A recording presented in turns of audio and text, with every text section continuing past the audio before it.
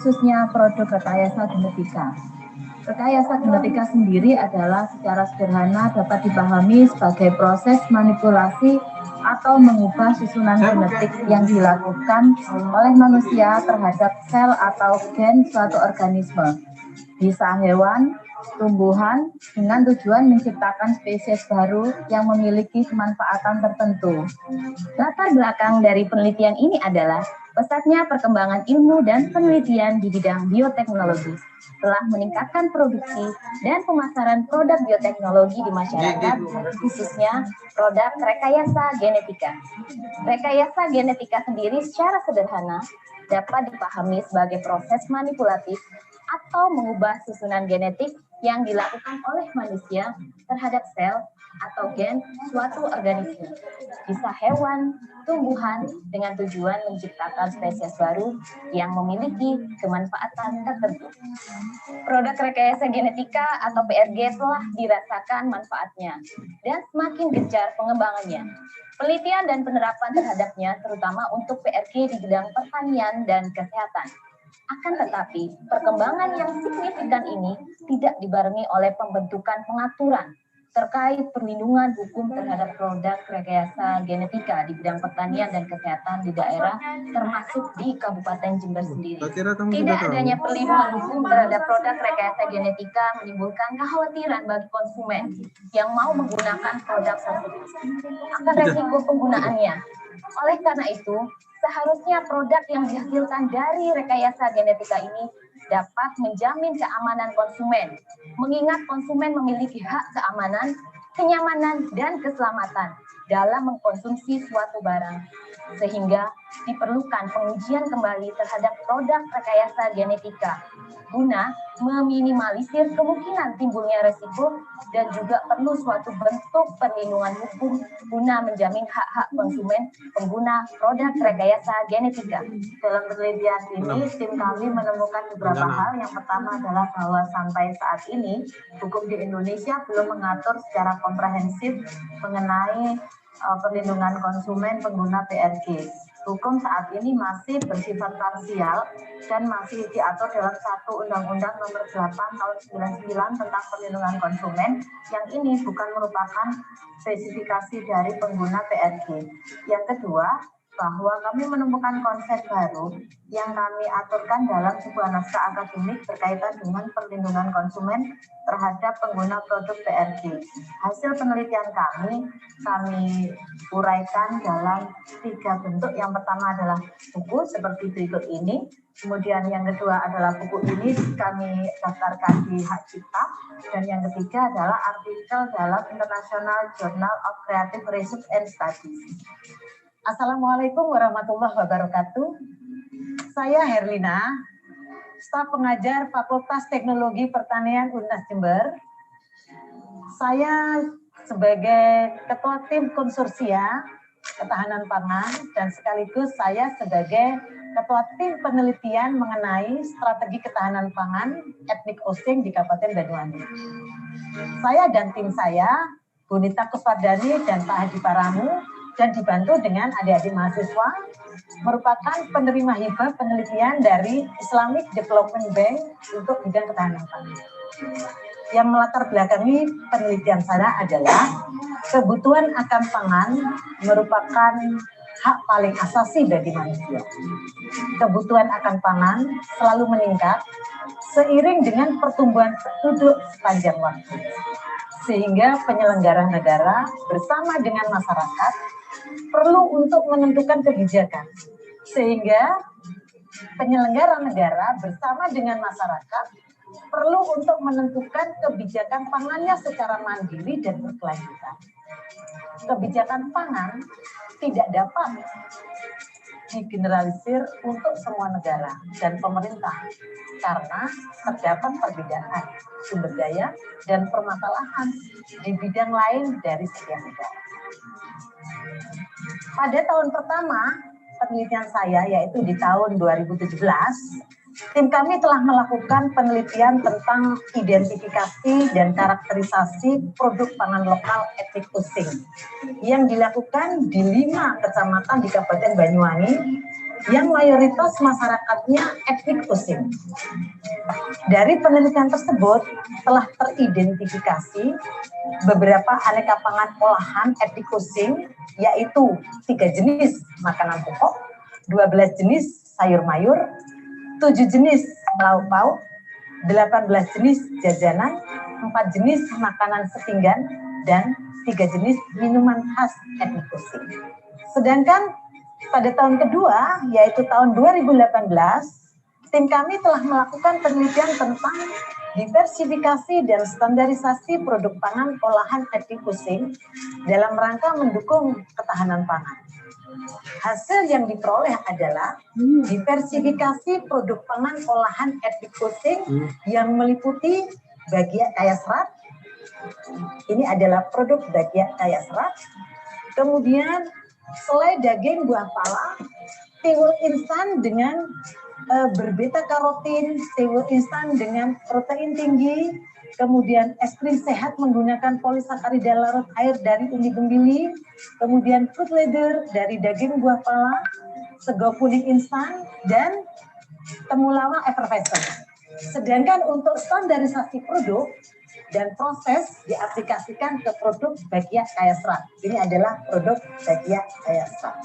Suku Osing bertempat tinggal di Kabupaten Banyuwangi, sebuah kabupaten yang terletak di ujung paling timur Provinsi Jawa Timur.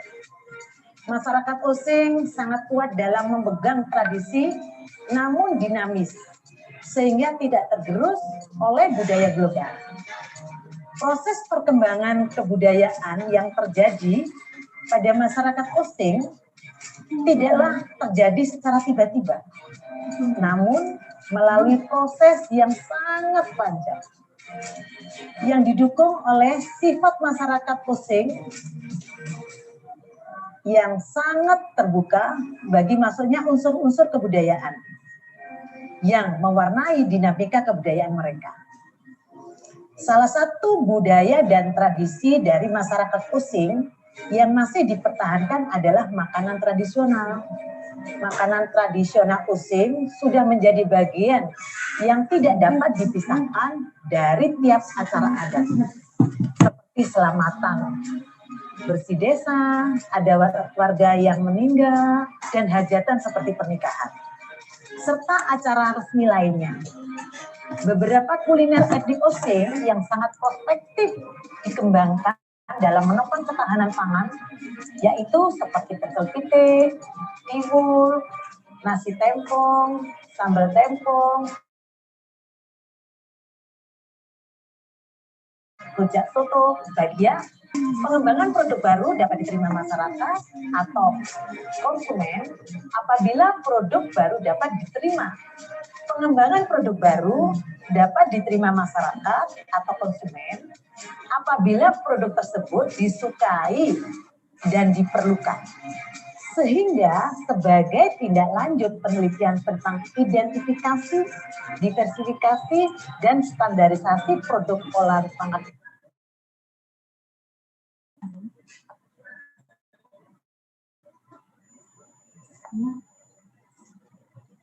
Ya.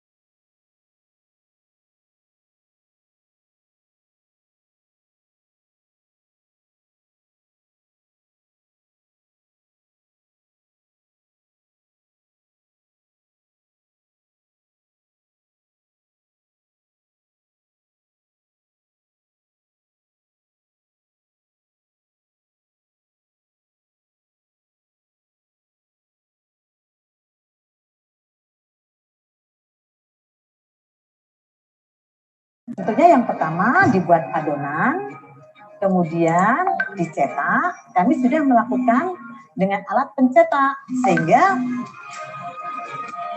bentuk daripada bagian kami itu adalah seragam. Kemudian dilakukan pengovenan. Jadilah suatu produk bagian yang sangat lezat untuk dinikmati. Demikianlah hasil 3 tahun penelitian kami. Semoga bermanfaat untuk semuanya. Wabillahi taufiq wal hidayah. Wassalamualaikum warahmatullahi wabarakatuh. Assalamualaikum warahmatullahi wabarakatuh. Saya adalah Ketua Tim Penelitian Pengembangan Kurikulum dan Pembelajaran Bioteknologi Bidang Pertanian, Kesehatan, Berbasis Kehidupan, lintas fakultas, sekolah, dan komunitas petani di Universitas Jember. Saya dan tim merupakan penerima hibah penelitian dari Islamic Development Bank untuk bidang pengembangan dan implementasi kurikulum bioteknologi. Bioteknologi di bidang pertanian dan kesehatan telah berkembang pesat dan mempengaruhi lingkungan. Produk-produknya telah menghasilkan berbagai jenis tanaman pangan pokok yang bermanfaat bagi kesehatan dan mampu mengurangi potensi kerusakan lingkungan. Pengaruh dari perkembangan bioteknologi telah nyata dirasakan oleh masyarakat sekitar. Namun, banyak masyarakat yang belum mengetahui bahwa manfaat bioteknologi untuk kehidupannya sangat banyak. Pro dan kontra pemanfaatannya seringkali diperdebatkan akibat minimnya penyampaian mengenai bioteknologi, perkembangan, dan manfaatnya. Walaupun telah banyak produk bioteknologi yang dapat membantu dan bermanfaat bagi kehidupan masyarakat, namun masyarakat masih tergolong unknowable knowledge. Hanya sebagian orang yang memahami dan mengerti manfaat bioteknologi bagi dirinya dan bagi lingkungan sekitarnya. Pemahaman melalui media yang dikirim publik mengenai bioteknologi seringkali terlalu sederhana untuk dirasakan implikasinya, baik secara positif maupun negatif. Adanya anggapan yang menyebutkan bahwa bioteknologi terlihat sebagai aktivitas komersial menyebabkan terbentuknya sudut pandang lain. Muncul persepsi baru di masyarakat bahwa aktivitas sains tersebut digunakan oleh kalangan intelektual untuk mendapatkan keuntungan ekonomi. Padahal, pemahaman mengenai bioteknologi sangat diperlukan bagi masyarakat untuk memperbaiki kualitas hidup agar lebih produktif dan melek teknologi. Pada sektor pendidikan formal di Indonesia saat ini, urgensi bioteknologi juga sangat dibutuhkan untuk memperluas pengetahuan. Hal ini dilatar belakangi masih terjadinya segmentasi pembelajaran di dunia pendidikan, di mana antar kedua rumpun ilmu sains dan sosial, masih fokus pada disiplin ilmunya masing-masing. Padahal dibutuhkan adanya sinergisitas di antara keduanya dalam rangka memecahkan permasalahan-permasalahan hidup yang multidimensional.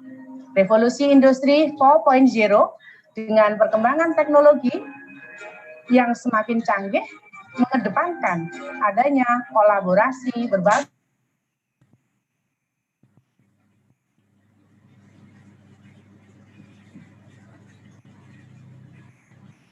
pengembangan kurikulum bioteknologi berbasis sekolah dan masyarakat. Pada sektor pendidikan formal di Indonesia saat ini, urgensi bioteknologi sangat dibutuhkan untuk memperluas pengetahuan. Hal ini dilatar belakangi oleh masih terjadinya segmentasi pembelajaran di dunia pendidikan, di mana antar kedua rumpun ilmu, sains dan sosial masih fokus pada objek kajiannya masing-masing. Padahal dalam era revolusi industri 4.0 dengan perkembangan teknologi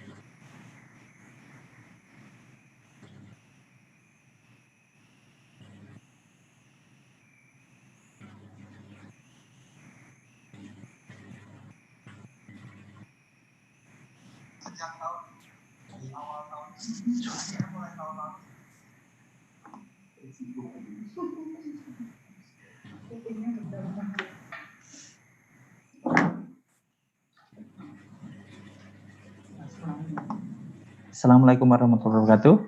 Welcome to our rector, Dr. Iwan Taruna, Magister Engineering. Good morning. Today webinar will be start soon. So this is our webinar rules for participant.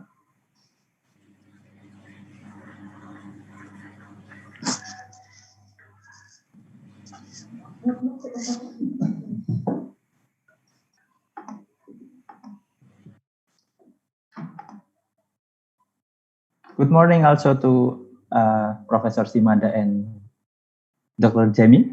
I hope today I'm not wrong to write your name also like our email today.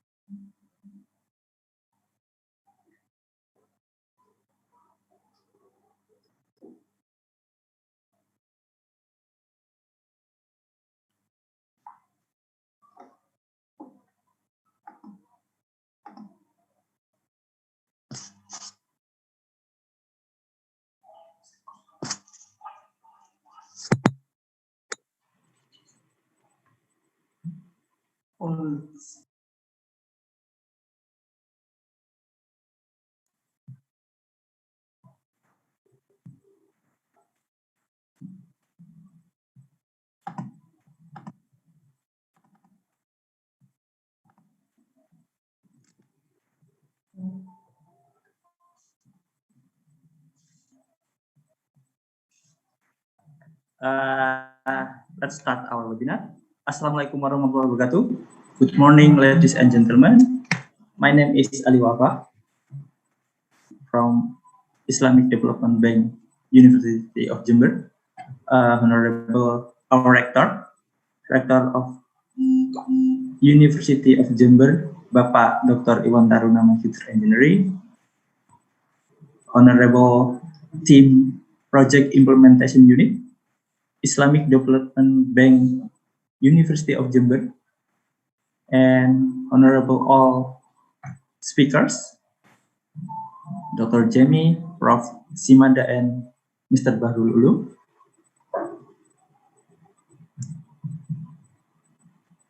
It's wonderful and precious change for me to be your Master of Ceremonies in this Wednesday, August 26, 2020, on our webinar about the food and land policy in Indonesia, historical and current perspective. This webinar held by University of Jember collaborated with Project Implementation Unit Islamic Development Bank. And first of all, let's say thanks to Allah Subhanahu wa Ta'ala who has given to us guidance, happiness, and healthy, also mercy. So we can attend and participate in the webinar, in this event webinar without any obstacle. And also praise and salutation upon our Prophet Muhammad Sallallahu Alaihi Wasallam, peace upon him, for magnificent enlightened ways. So in this magnificent moment, I would like to say welcome to all our speakers, Mr. Bahrul Ulum, Prof. Simada, and Dr. Jamie Davidson. And also for all participants.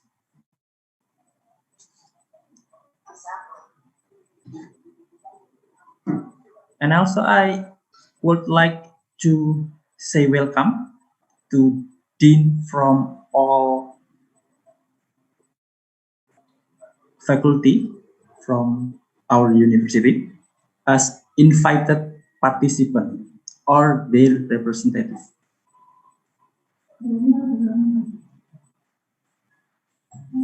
And for information, today's webinar followed by more than 400 registered participants. So we will wait Zoom participant until 400. From Sabang to Merauke, Indonesia, and from two main countries, also from Indonesia and Timor-Leste, our beloved neighbor country.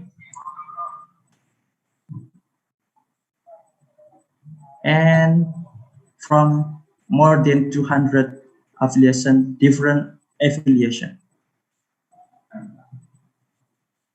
Okay, in the special morning, we have several agenda. So allow me read the sequence of agenda. First is opening. Second is singing Indonesian anthem and March of University of Jember. Third is opening speech from the rector of University of Jember. 4 is doas. 5 is virtual photo session. 6 is moderator session. And then lecture from Mr. Badrul Ulum, lecture from Prof. Simada, and lecture from Dr. James. And the last one is discussion. Well, to take advantage of the quality time, let's start this agenda by reciting Basmalah together. Bismillahirrahmanirrahim.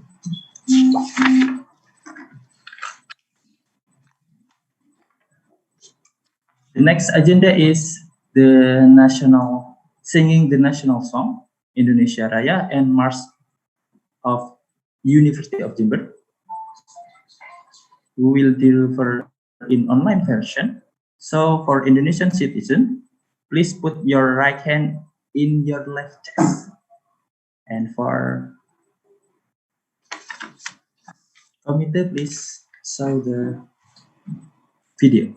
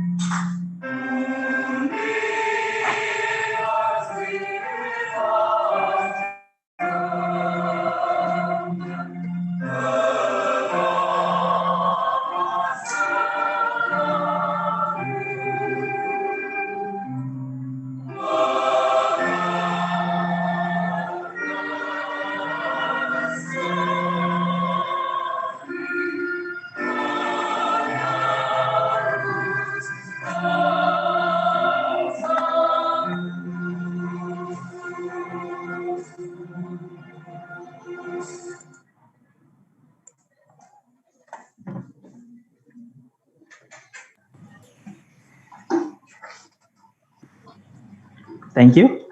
Third agenda is welcoming and opening speech. It will be delivered by our rector. I would like to invite Dr. Iwan Taruna, Magister Engineering, Rector of University of Jember. Mr. Dr. Iwan Taruna, time is yours. Okay, thank you. Assalamualaikum warahmatullahi wabarakatuh. Good morning for all. Distinguished speakers that I'd like to greet one by one. Mr. Bahrul Ulum from the University of Jember, Professor Simada from Nagoya University, and of course, Dr. James Davidson from National University of Singapore. And who today is the moderator also, Ms. Suyani Indrastuti, PhD, distinguished participants. It is with great pleasure and honor that I welcome you today to this webinar, which hosted by the PIU ISDB project of the Jember University. In this virtual room, let me please to remind you, since the pandemic COVID-19 has not over yet till now, stay to use masks, washing hand regularly, keep physical distancing, and increase your immunity. Just let us pray for our continuous goodness and happiness. Ladies and gentlemen, as we all know that the agricultural sector is the primary sector in Indonesia, since it engages a large amount of labor and resulted in plentiful income contribution to the national economy. However, talking about agriculture development cannot be spread from the land. I think it is a major factor so far. Since it is now decreasing significantly due to the conversion of land using for the infrastructure like toll road, dam, etc., for industry and housing expansion. Another factor is the high land price that trigger farmers to hand over their land ownership to investors for conversion. It seems that economic motives are the main cause of land conversion in Indonesia. The consequence of such condition is a decrease in the ability of agricultural land to meet food needs for the population. And of course, it will decrease capacity of domestic food production to meet the high pressure of food demand. And the government, of course, will then import food commodities. We can predict then what happened. The government will spend a larger government budget for buying imported food. It means that capital flights occur. We will lose our foreign reserve and then lessen our economic stability, of course. Realizing such worrying condition, some policies actually had been released by the government together with the parliament in order to restrain the rate of conversion of highly productive land. What we call it high productive land. It is a fertile land that usually for paddy plantation and mostly located in Java Island, where the most population are also located in this island. In fact, over time after the implementation of such policy regulation has not been able to keep up with the ongoing land conversion. On the other hand, the program for expanding new rice field, or we call it sawah in Indonesia, often does not reach the target and still leave various problems, including the availability of supporting facilities, such as farmer itself, irrigation, and business access. In view of that, the topic selected being discussed in the seminar entitled Land and Food Policy in Indonesia. We focus it on historical and current perspective. Through our invited speakers, we hope that this webinar we will have a new perspective corresponding to our today's topic, so that we can find another ways to solve the problem as I mentioned before. Finally, let us start our webinar session. I wish you all a very successful webinar. Thank you. Wabillahi taufiq wal hidayah. Wassalamualaikum warahmatullahi wabarakatuh.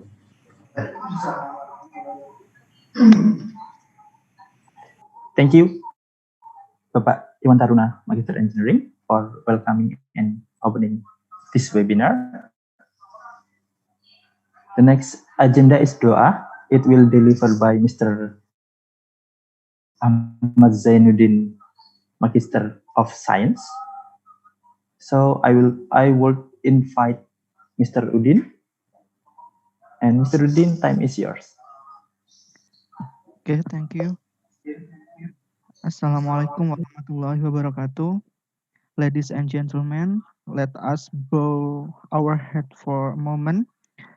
Pray to God Allah Subhanahu wa Ta'ala so that our international webinar can be precious to all of us. I will lead this prayer based on the teaching of Islam, and those who are not Muslim, you are pleased to pray according to each of your beliefs. Alhamdulillahi Rabbil Alamin. Hamdan yu'afi ni'amahu wa yukafi mazidah. Ya Rabbana lakal hamdu kama yanbaghi li jalali wajhikal karim wa adimi sultanik. Allahumma inna nas'aluka salamatan fid din wa afiatan fil jasadi wa ziyadatan fil ilmi wa barakatan fi rizki wa taubatan qoblal maut wa rahmatan indal maut wa maufiratan ba'dal maut. Allahumma ufir lana wa liwalidayna walil muslimina wal muslimat wal mu'minina wal mu'minat al ahya'i minhum wal amwat innaka sami'un qaribum mujibud da'wat ya qadiyal hajat. Oh Allah, today is this beautiful place we gather here to bring out about an international webinar series. The theme is Land and Food Policy in Indonesia, Historical and Current Perspective. Make this international webinar as a useful science assembly, as a medium of sharing useful ideas, knowledge, and experience of scholars, researchers, and students of various disciplines.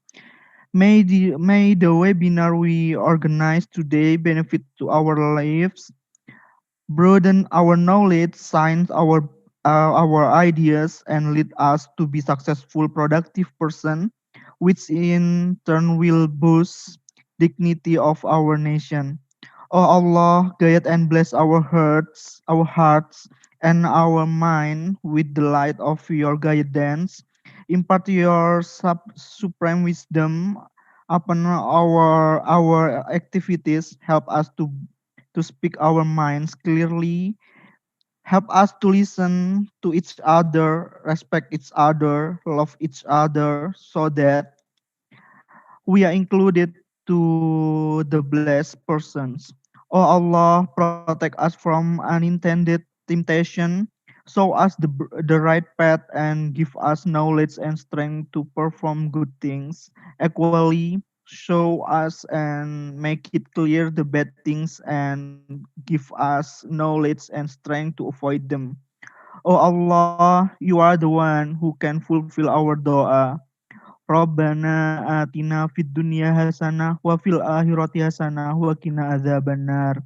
Subhana rabbika rabbil izzati amma yasifun wa salamun alal mursalin walhamdulillahi rabbil alamin. Amin amin ya rabbal alamin. Wassalamualaikum warahmatullahi wabarakatuh. Thank you, Mr. Ahmad Zainuddin. Before we go to main agenda today, let me to guide as your guide for our virtual photo session. So please, for all participants, rector and also speakers, turn on your video. We will take a virtual photo session.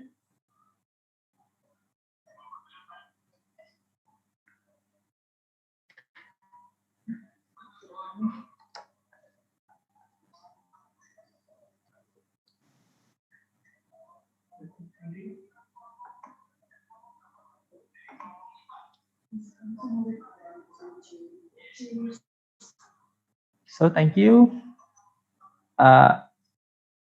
The taking picture will be take in 1, 2, 3.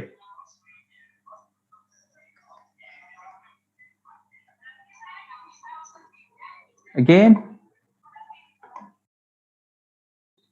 1, 2, 3.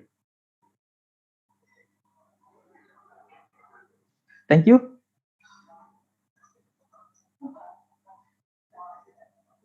And before the webinar I give to our beloved moderator, let me allow to show the moderator CV.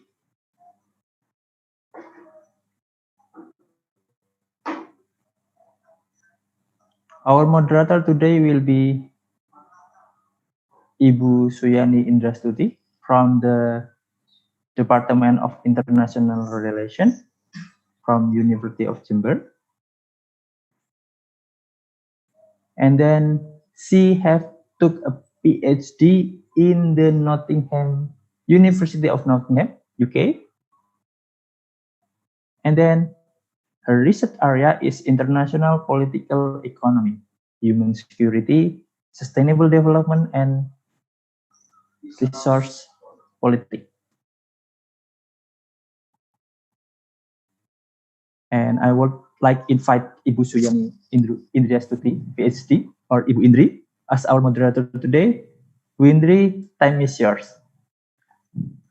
Okay, thank you very much, Mr. Ali, for the time. Ladies and gentlemen, Assalamualaikum warahmatullahi wabarakatuh. Good morning and welcome to our webinar on land and food policy in Indonesia, historical and current perspective. My name is Suyani Indriastuti. I'm a lecturer from the Department of International Relations, University of Jember. It's my great honor to be a moderator in today's webinar. Well, before we start our webinar, I would like to remind all audience to keep your audio in mute position. Also, as informed before, if you have any questions or comment, please write down your comment and questions in the chat room. Well, ladies and gentlemen, land and food policy is a crucial issue as it is related to food security. Due to it, people have access to sustainable and secure sufficient food for active and healthy life.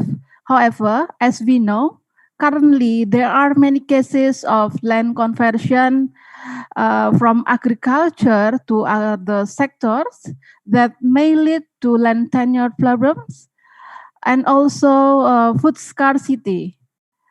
It raises our concern of how to manage land and food policy, especially in Indonesia. To discuss this issue, here with us our three distinguished speakers. First, Mr. Muhammad Bahrul Ulum from the University of Jember. The second presenter is Professor Simada Yusuru from Nagoya University. And the third presenter is Dr. Jamie Seth Davidson from National University of Singapore. Good morning, Mr. Bahrul Ulum, Professor Simada, and also Dr. Jamie. Are you with us now? Okay, yeah, thank you very much. I do hope that you are doing well. Well, before we start the presentation, I would like to let you know, the presenters, that you have plenty of time in your presentation.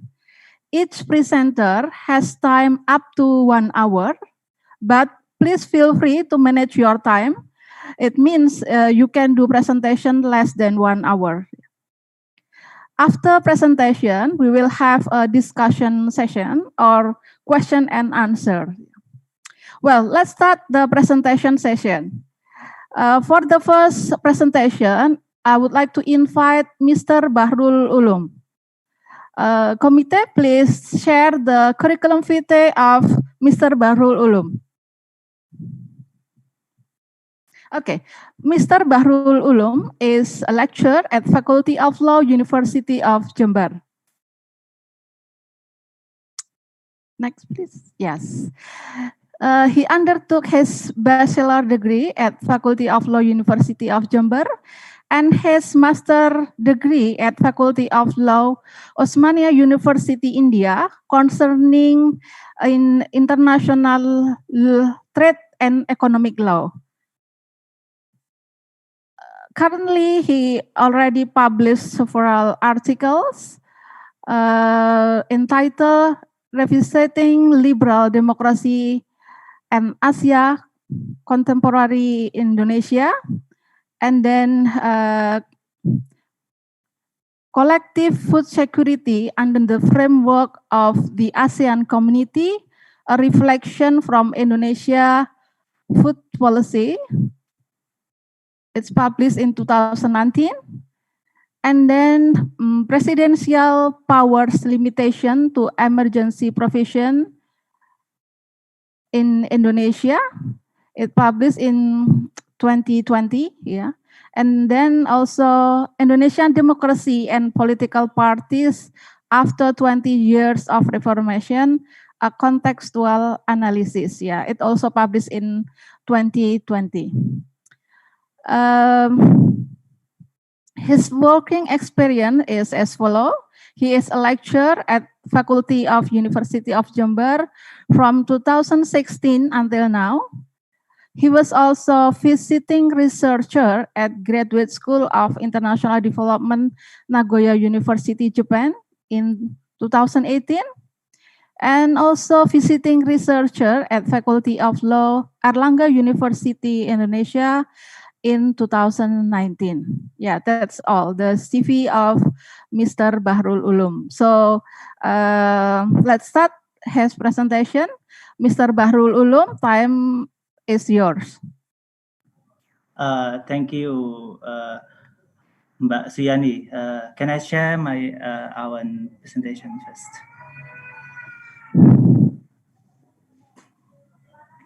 Okay, I will begin with my title, Indonesian Food Security.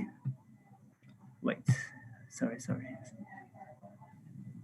Okay, I will start my presentation with my title, Indonesian Food Security and the Law in the Historical and Current Perspectives.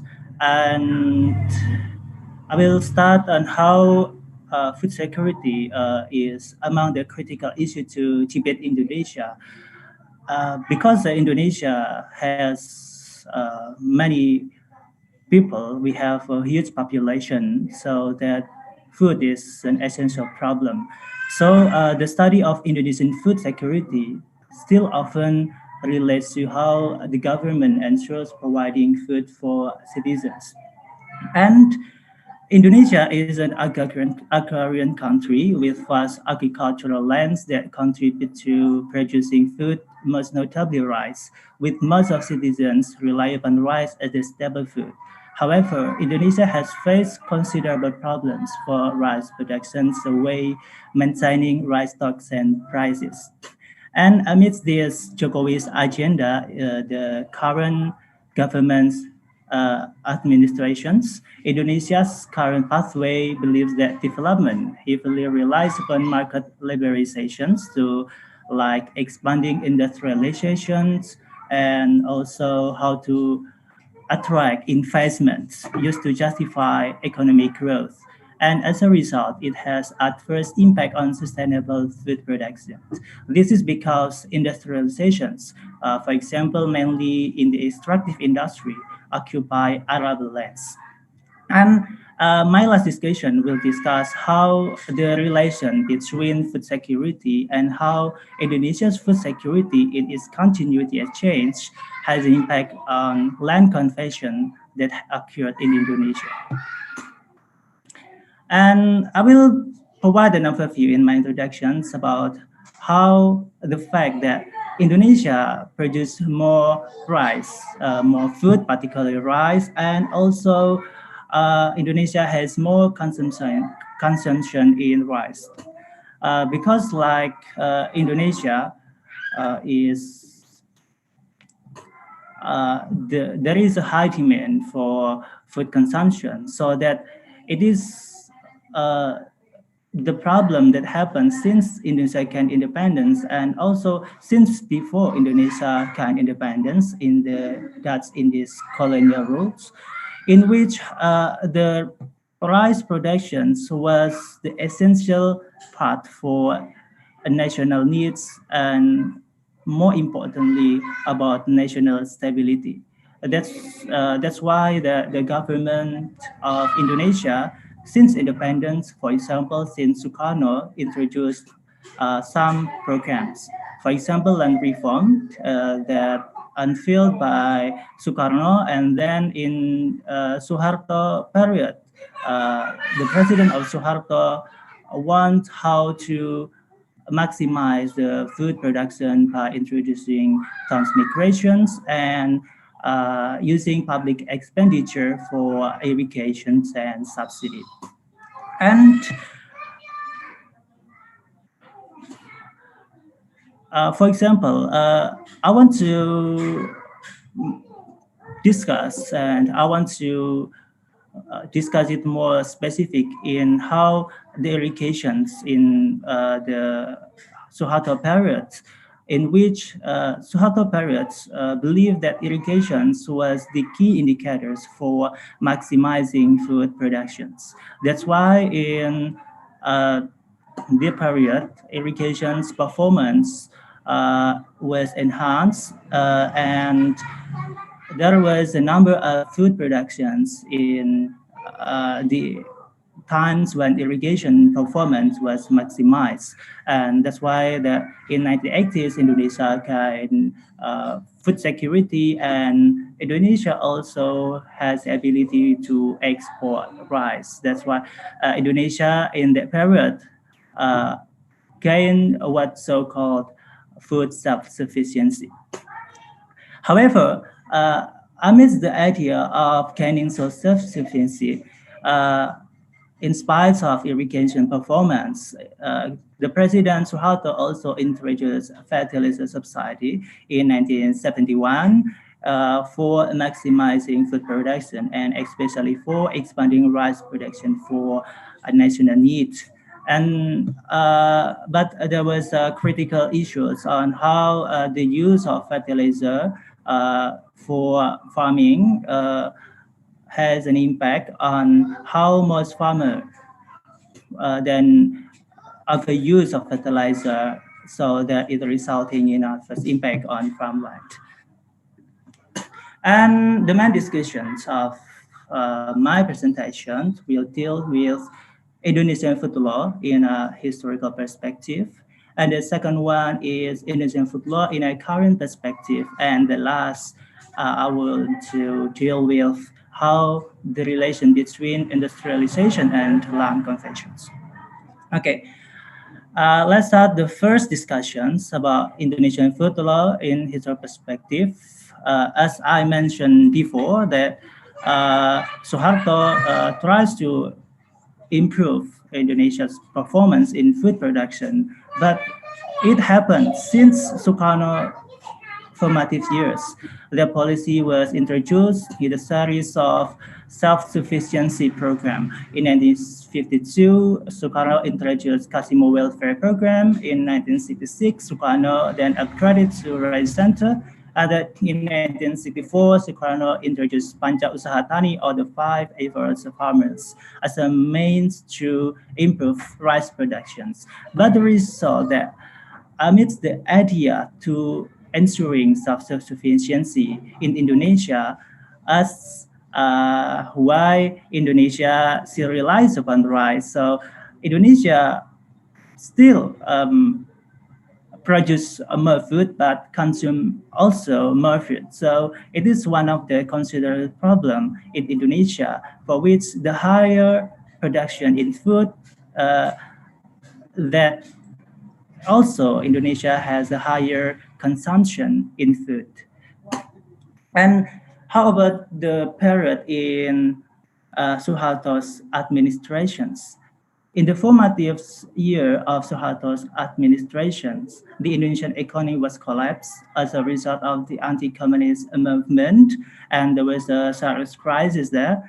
And then Suharto went to ensuring national stability and by taking into account food policy as the one of the component aspect as the underpinning aspect to ensuring the national stability and national economic growth.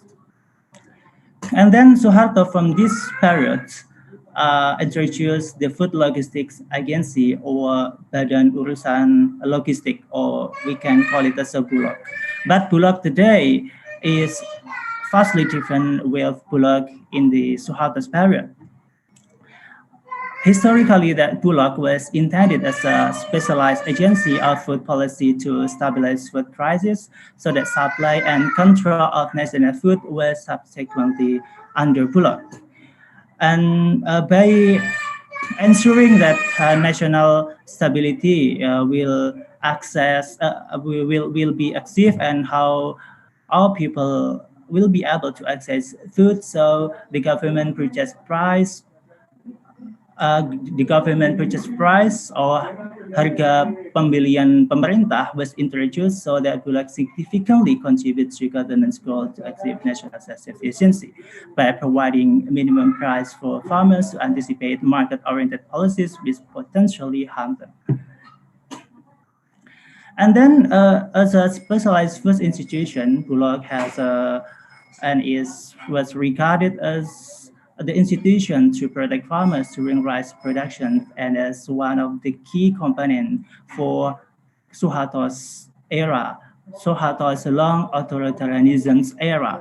And also, Bulog will take a measure by importing rice in the first 15 years that Indonesia still relies upon rice import, even if Bulog was established, because it is part of the complex issues that the government wants to solve. So in the first 5 years, Indonesia introduced Bulog, and in the next 10 years, Indonesia take the measures for like subsidy and other expenditures for improving and supporting farmers for improving the productions. And also one of the key of the success was the collaborations between Indonesian cooperations or KUD, Koperasi Unit Desa, the cooperative that lies in its villages of Indonesia with the cooperation with Bulog. And it was claimed has a positive impact on food distribution so that efficiency was achieved, resulting in food affordable price in food. However, in the end, Bulog was seen as corrective institutions. In 1990s, that Bulog has the serious issue to respond to address corruptive practices due to with lack of good governance in these institutions.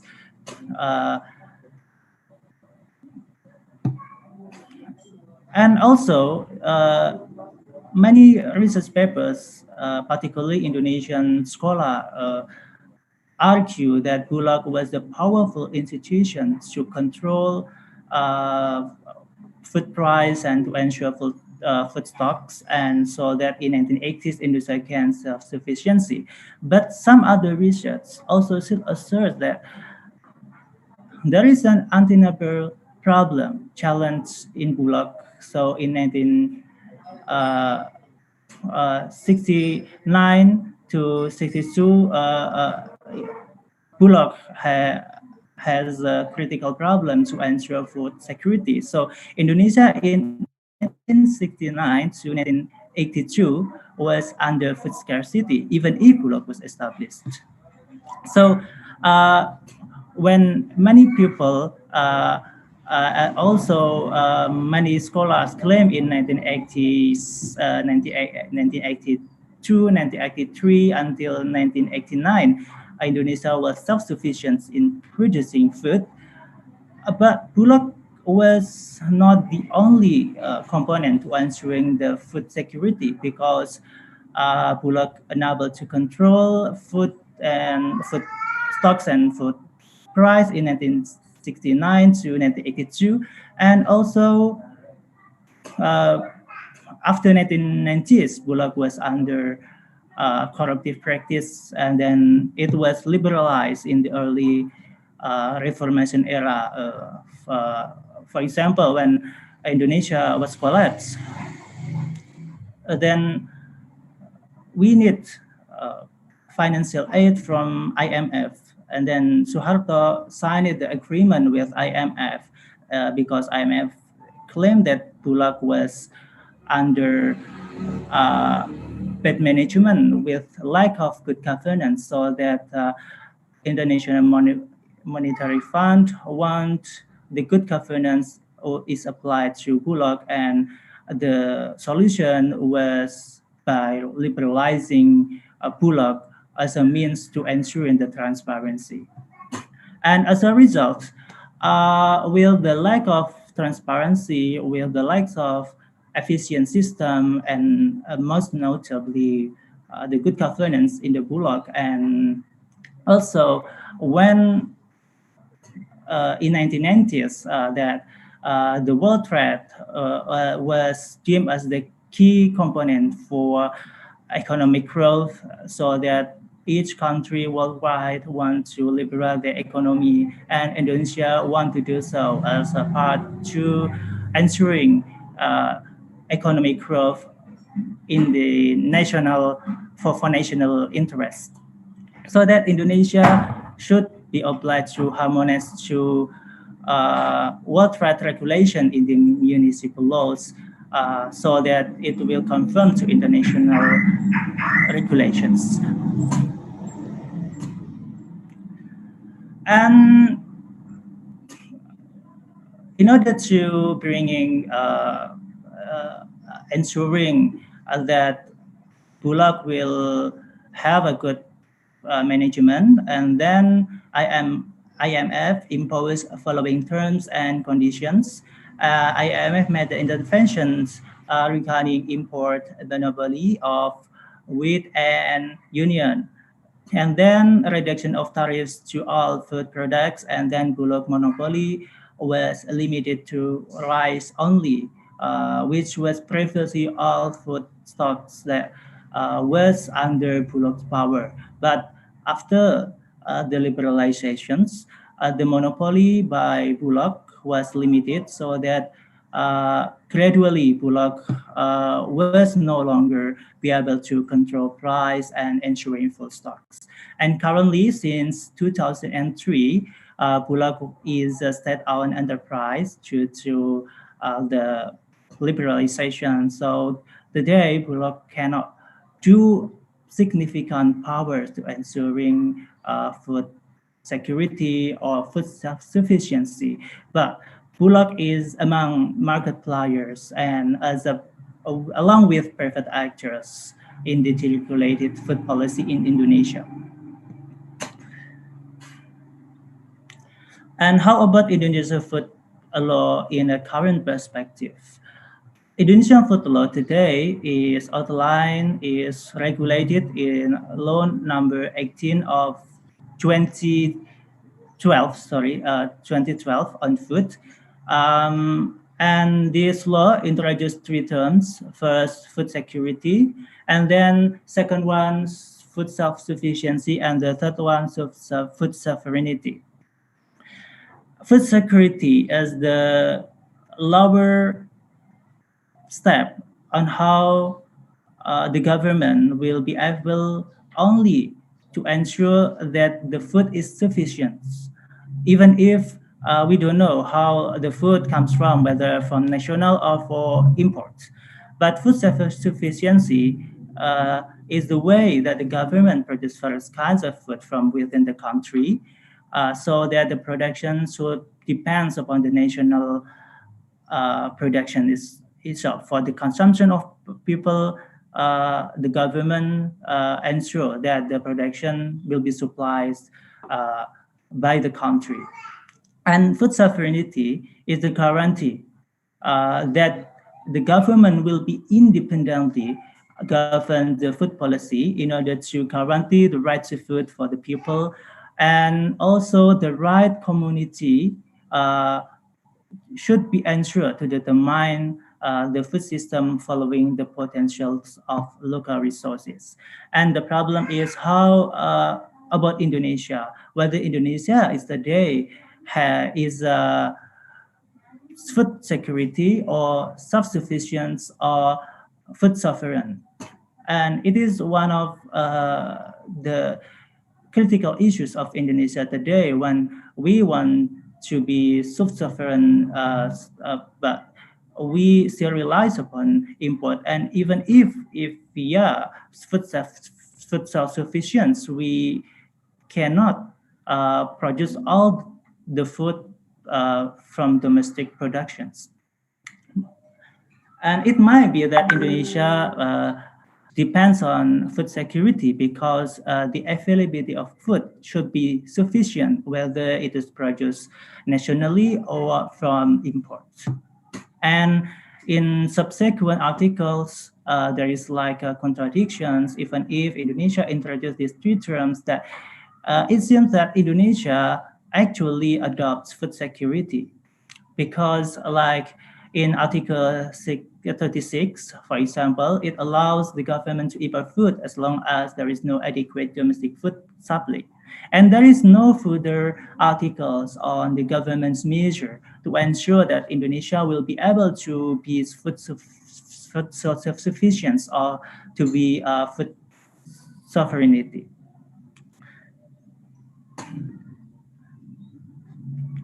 And one important thing that actually there is an article that it will be possible that Indonesia will be able to control more about food stocks and food price. But until today, there is no definite institutions to manage food policy. Today, food is like a multi-sector issues that is under Ministry of Trade, Ministry of Agriculture, and still under Bulog itself. And the government's idea to having the resurgence of Bulog has been debated in the enactment of Indonesian food law in 2012. But up to now, there is no further regulations for establishing this institution and how to harmonize the food regulations, technical regulations, and how the relations between relations of power between the ministerial power and these newly proposed institutions. And also the last, I will discuss about industrializations and land conversions. And today, in addition to the issues of the institutions or policy in Indonesian food system, there is another issue that Indonesia has also faced critical challenge and how when agriculture should be go hand in hand with industry, and particularly when Indonesia wants to attract more investment to gain a more economic growth by enacting like a mining law that it give more opportunities for extractive industries to establish Indonesia. And there is another issues that will impact to on food security. And for example, I will take the sample that in East Java, according to Statistic Bureau of Indonesia, that East Java is the one of the most populated province in Indonesia, is slightly behind West Java, and Up to now, East Java is the home of Indonesia food security. And the problem is that so many mining industry in East Java, and there is no considerable anticipations or measures taken by national or provincial or regional governments. And the problem of food security or food policy is not about food itself, but it also deals with regional and city planning in each provincial and regional governments, and how the way the industry they can establish in the local government under local government, and it depends upon the regional spatial planning itself. I will take the problem that has happened in Jember. I made a research last year, and I found that there is a problem in which food security or food policy itself is not about food law, but it is about the power that granted by the government to central, provincial, and local governments. And in Jember, the problem itself is in the regional spatial planning, in which this regional spatial planning give enormous power for the local government to give permissions to ensuring and to attracting industry established in Jember. And for example, today the new issue is okay, wait.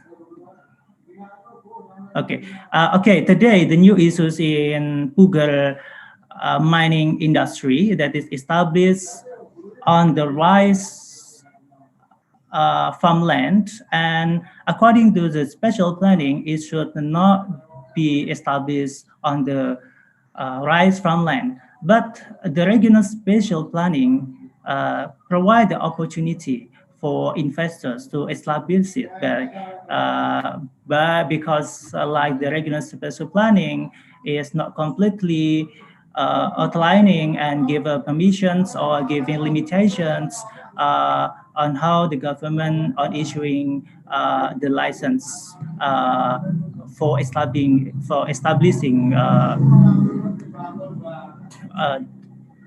the industry. And also, it is one of the problem that happened in Indonesia. Another problem is also happen like in Banyuwangi and also in Tuban and some other areas that it often deals with agricultural lands.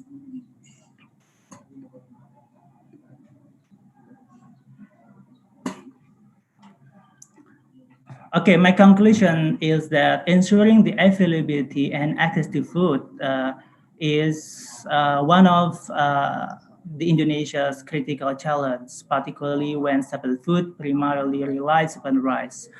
On the other hand, efforts in ensuring food security or food self-sufficiency and food sovereignty may remain an other task for government when the measures taken by the government are not consistent with the way to promote the agricultural sector. And there is a considerable measures that taken by the government in the investment for establishing extractive industry is one of the challenge on how the food security is under threat, and also it will have a consequence not only for food production but also in the environment. Thank you.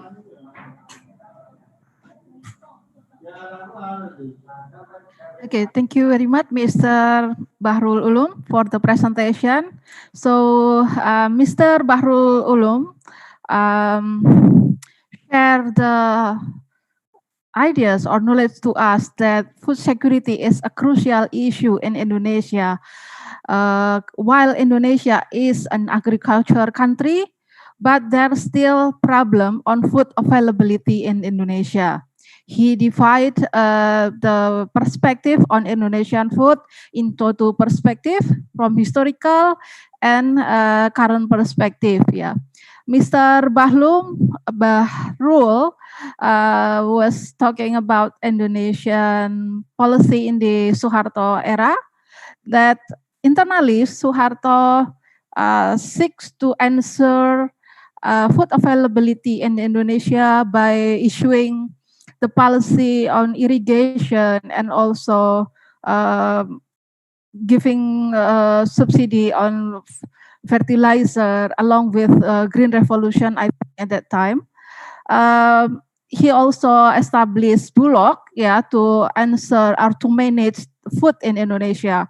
But then it encounters from external about liberalization, including agreement on agriculture issued by WTO that obligate Indonesia to open food market in Indonesia. And then Mr. Bahrul also talking about the current policy, about how government aims to ensure food security and then also aims to achieve food self-sufficiency and food sovereignty. But then the problem is about industrialization and land conversion that threaten the food security in Indonesia itself. It's like dilemmatic situation whether to expand industrialization, but on the other hand, it might threaten food production in Indonesia. Well, thank you very much, Mr. Bahrul. Okay, we will go to the second presenter. I would like to invite Professor Simada Yusuru. Hello, Professor Simada. Are you with us? Hello.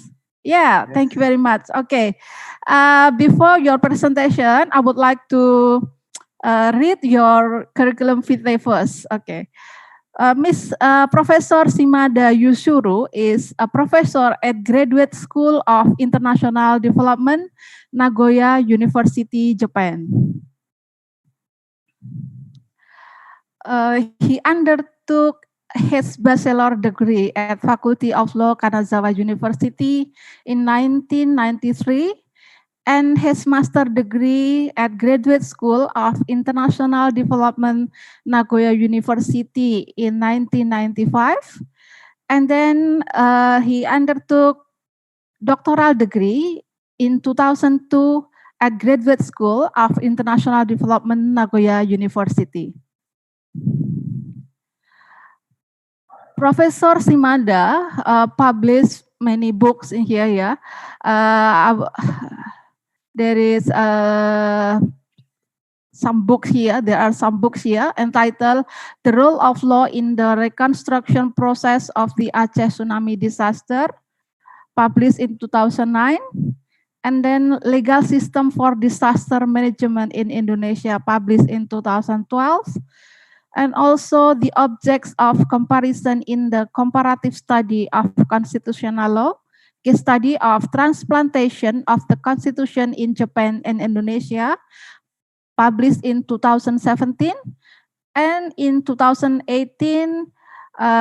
he wrote Pembangunan Otonomi Daerah Jepang dan Hubungan Pusat Daerah, studi perbandingan dengan Indonesia.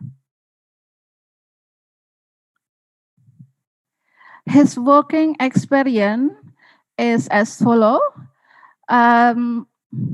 Professor Simada has experience as a lecturer more than 15 years.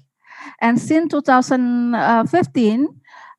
he is a professor at Graduate School of International Development, Nagoya University.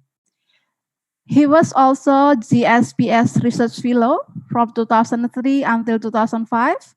Visiting researcher at JITRO, Institute of Developing Economy from 2000 until 2001, and also visiting researcher at Van Vollenhoven Institute, Leiden University from 2012 until 2013, and doing research on Indonesian legal history and the development of judicial system. Yes, that's the curriculum vitae of Professor Simada. So, Professor Simada, time is yours. You have plenty of time, up to 1 hour, but please feel free to manage the time. Thank you. Thank you very much, Bu Indria City. Good afternoon from Japan. So now time of Japan is just 4 minutes past 12 o'clock. So I'd like to start my presentation. So moderator, please allow me to share my window. Okay, I can. I think it's okay. I can do it.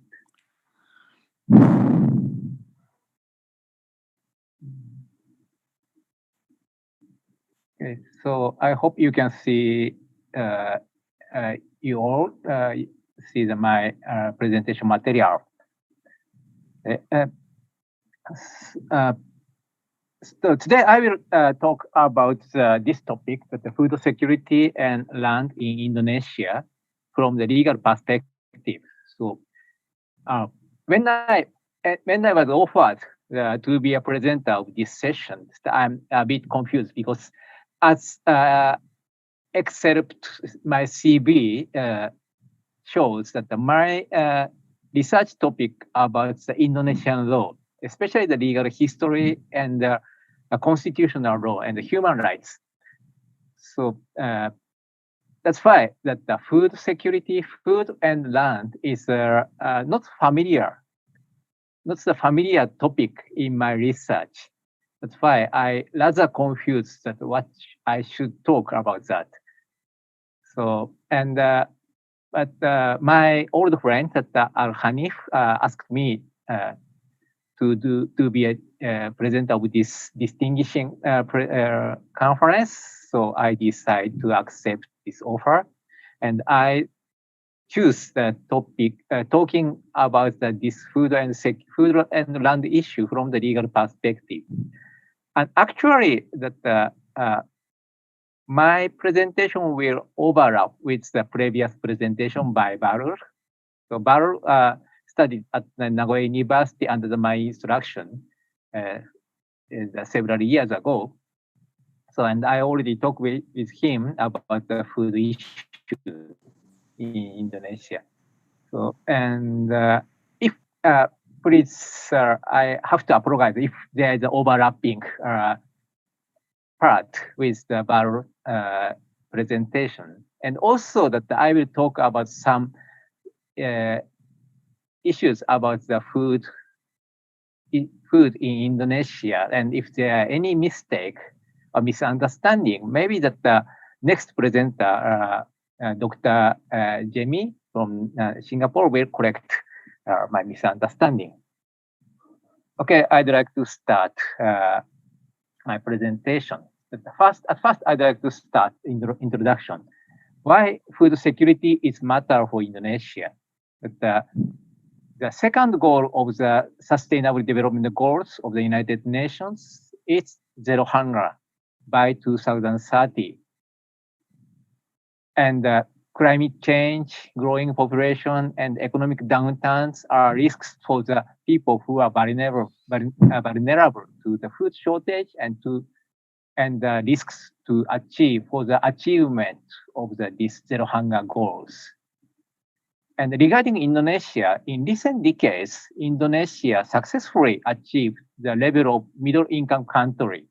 So Indonesian GDP per person is far above the $3,000 per year. That the $3,000 per year is the criteria that between the middle income country and the low income country. So now that Indonesia, in average, that already became the not upper, but middle of the middle income country.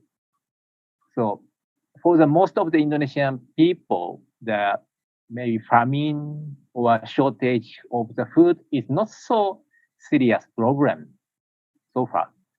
However, food security remains challenges for the large part of the Indonesian people population for several reasons.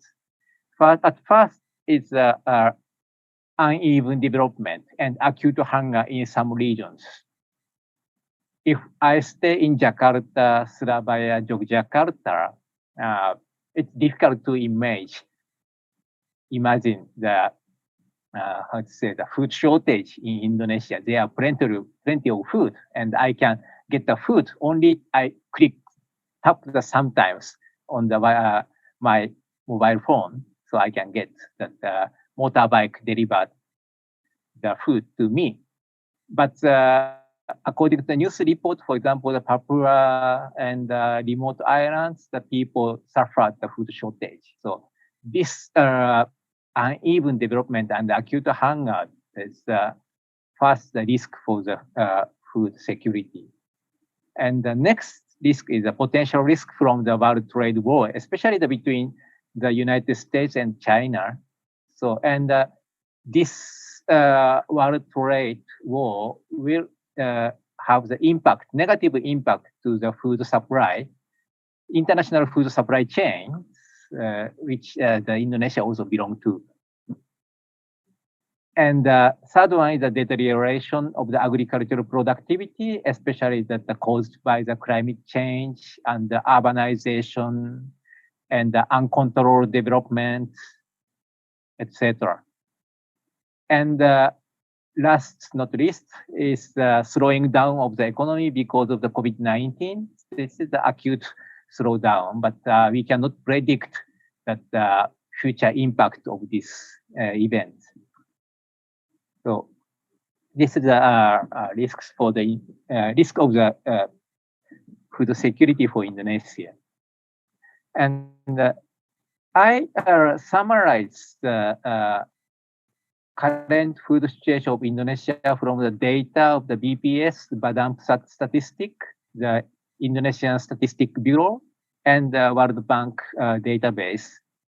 So the data shows the agriculture production and the farming area of Indonesia steadily increasing, as the figure 1 and 2 shows that the Luas Panen Beras, the area of the rice harvesting is steadily increasing until 2015.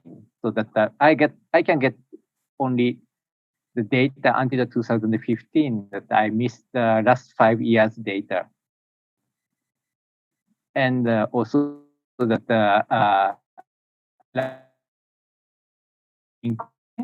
increasing rapid population growth discount the increase in production. So as figure 3 shows that the population of Indonesia is steadily increase.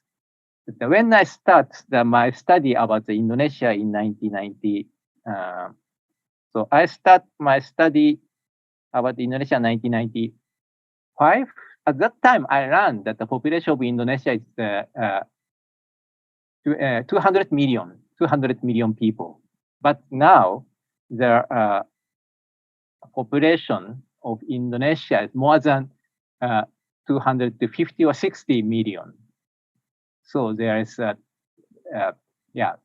a quite rapid growth, almost at 25% last 25 years. And according to the BPS, that BPS estimate in 2035, the Indonesian population will reach to the 300 million. So it's almost 1.5 times than 95. So maybe even though that there is a production and the harvesting area increase, but those increase must be discounted by the population growth. So, and if I calculate the rice production per person, so this rice production per person is increasing, but not as much as the gross rice production. That this figure 5 shows that this is only the marginal increase, and especially from 93 until 2006, there is only no how to say, increase of the rice production per person. So maybe if we consider the change of the lifestyle of the Indonesian people, that this slight marginal increase of the rice production per person is not enough to feed all the Indonesian people. This is just average. That's why that the distribution average distribution to the rice for the each Indonesian people will be different. Maybe for the Jakarta people in Jakarta or other urban cities, that the rice is enough or the more than enough. But for the people in rural area, the food supply is not enough, I think. And this increase due to the rise of the productivity, as figure 6 shows, that the productivity increases. That's why it says production per person can increase. But the limit of productivity is a matter of concern, that maybe productivity will be affected by the climate and other factors such as urbanization. And rice cultivation area per person shows a declining trend, though it is a marginal increase in last 10 years. So especially this one. So this is a declining trend, but only recently there is a marginal increase. So it's a very slight. So those data shows the food security, especially the security of the staple food, is not so optimistic for the Indonesia. Okay, so, and the next section I'd like to discuss about the legal aspect of the food security and land. And the laws which are the most relevant to food security and land are the first is the Sustainable Farmland Protection Act in 2009, Undang-Undang Nomor 41 Tahun 2009 tentang perlindungan lahan pertanian pangan berkelanjutan. Okay, I believe that most of participants can understand the Bahasa Indonesia. So sometimes I use the Bahasa Indonesia without translation, English translation. It's easier for me. Okay, and the second one is the Food Act, that Undang-Undang Nomor 18 2012 tentang pangan.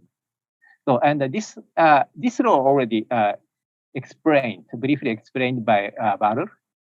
So, and also the Constitution, Undang-Undang Dasar 45 provides the right to life and the livelihood, the state's responsibility to food, and its power to govern the land for the people's prosperity. Okay, so that let's see the provision of the Constitution. So Article 33, if we talk about any welfare or the food and the social problem, that people always refer to the Article 33. So Article 33 is the article, the Serbaguna, the multi-use article. So and also the most controversial. But Article 33, the Section 2 and 3 of the Constitution of Indonesia provides, first, the second section said the state shall govern the production sectors, which are essential for the countries and influence many people's needs. And Section 3 provides that the state shall govern the land and water as well as the natural wealth included therein and utilize them for the people's maximum prosperity. So from these articles, the Indonesian government considers government has the legal, legitimate power to govern the economic activity, which will affect to the people's life. And this provision, along with the article which granted the right to life and legitimize the state intervention and regulation on the economic activities in relevant sectors. So, and I move to the law on the sustainable farmland protection. So, this act combined the land policy and the food security. According to the preamble of the Sustainable Farmland Protection Act. The purpose of the act is as follows. First, the state has the power to govern the land for the sake of maximum prosperity of the people, as provided in the Article 33, the Section 3 of the Constitution. And there is a particular importance of the farmland for the Indonesia as an agrarian state, while maintaining the balance with the national economic development. The state is responsible for guaranteeing the self-sufficiency, security, and the sovereignty of the food. And the farmland is declining. Farmland is declining due to the population growth and the development of the economy and industry. So therefore, it is necessary to protect the farmland sustainability. This is a legitimization of the new law. And this law defines the sustainable farmland as the lahan pertanian pangan berkelanjutan adalah bidang lahan pertanian yang ditetapkan untuk dilindungi dan dikembangkan secara konsisten guna menghasilkan pangan pokok bagi kemandirian, ketahanan, dan kedaulatan pangan nasional. So that the sustainable farmland is farmland which is designated for the sake of the protection and development, consistent protection and development for the stable food to achieve the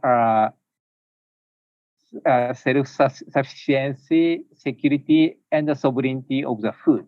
So therefore, that this act primarily aims to protect the production of the staple food, makanan pokok.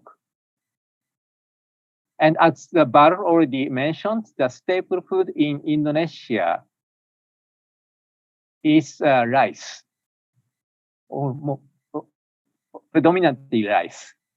So maybe that as in Japan, that the rice in Indonesia is not only the food, but more than food. It's more closely linked with Indonesian culture and the how to say, value of the Indonesian people. And also that the rice production has special importance, not only the importance as a food, but the political and the cultural importance. So we have to note that the staple rice is not, staple food is not only the food, that this staple food is connected to the value, culture, and the politics of one country. Okay, let's move to the next, the Food Act. That as Bar already explained about the Food Act, so my explanation about the Food Act is very brief. The Act provides, the Food Act provides the food security issues, the self-sufficiency of the good food, and food sovereignty, and food safety. Food safety is the quality standard of the food, artificial additives, packaging, use of technologies such as the genetic modification and the irradiation. So maybe the food safety is out of the scope of this presentation, that I only focus to the first three issues: food security, food self-sufficiency, and the food sovereignty. So, and the next part, I'd like to compare the Sustainable Farm Protection Act and the Food Act. Even though the first differences between the differences of the definition in each act, even though the two laws regulate the overlapping areas, these acts define some key concepts differently. This is a characteristic of the Indonesian law. In Japan, usually we always have been taught we have to use the same term for the same definition. So if we use the one term in different part of different laws, we have to use this term with the exactly same definition. But in Indonesia, interestingly, that the Indonesian law use the same term in different definition. That's why sometimes that there are foreign researchers of Indonesian law confusing about the definition. Okay, that also that this Sustainable Farmland Act and the Food Act is the case. So for example, that the self-sufficiency, that the Sustainable Farmland Act and the Food Act have the different definition. For example, for the Sustainable Farmland Act, the self-sufficiency is tingkat rumah tangga, that the level of the how to say rumah tangga is the family. Okay? But the Food Act defined that the food self-sufficiency should be calculated, accounts for the individuals. Maybe this is maybe marginal difference, but in context of the Asian countries where the paternalism is very strong, that we cannot ignore this definition. So that the distribution to the sufficient distribution of the food to the families not necessarily means that every family member can have the same access to the food. If there is a severe discrimination against the woman or the daughters, girls in the family, maybe that the nutrition condition of the woman in one family will worse than male family members. So I don't know why that the legislator use a different definition about the self-sufficiency, but the definition of self-sufficiency between two laws is different. Also, for the Food Act, that the self-sufficiency means that pangan yang cukup, it's enough food. But the Sustainable Farmland Act defines that sufficiency is not only the amount, quantity, but also the quality, that the jumlah mutu, jumlah quantity, quality, safety, and the price, accessible price. Okay, and the food security also different term. That the first is that the farmland protection law refer to only the household family, but the food law refer to the individuals. And also that the food law refer to the cultural aspect of the food. So food is not only the nutrition, but also that related to the people, culture, and the religion. So that's why the food security is not only how to say supplies enough adequate quantity of the food, but also that this food must be how to say compatible with the Indonesian culture, that tidak bertentangan dengan agama, keyakinan, dan budaya masyarakat, not contradict with the religion and the belief and the culture of the Indonesian people. So this is another aspect of the definition. And food sovereignty, regarding the food sovereignty, there is not so significant differences, but only the farmland protection law emphasize the agriculture, pertanian. So, but it's not so significant difference. Okay, and the second table compared the approaches of the two laws, that Sustainable Farmland Protection Act and the Food Act, regarding to achieve the food security, food self-sufficiency, and food sovereignty. So at first, the Sustainable Farmland Protection Act, its approach is first designing the sustainable farmland for stable food production. Lahan pertanian pangan berkelanjutan. Its abbreviation is LP2B, and expropriating the deserted cultivated land, lahan terlantar, to convert for the sustainable farmland. So this is interesting, quite interesting, because state can expropriate, confiscate the abandoned, deserted, cultivated land for the sake of the legal purpose, that the public interest. And for the expropriation, that there are no compensation. So no compensation for the expropriation for the deserted land. So government can confiscate the private property without the compensation if this property is abandoned by the legal owner. So, and how to, about the identification of the deserted land is by the report, communication from the people, identifying the deserted land based on the communication from the people according to the elucidation of the Article 23 of the Section 3. And also that this law provides the incentives for the right holders for protecting the sustainable farmland, such as lower tax and giving the certification, like that, etc., and also the subsidy. And the regulation is at first the most important regulating method of this law is the restriction of the conversion of the designated sustainable farmland to other purpose. So according to this law, that once the farmland designated as a sustainable farmland, that it's prohibited to convert this land to the other purpose for the residential area or the industrial purpose. So this is a very severe restriction to the private property.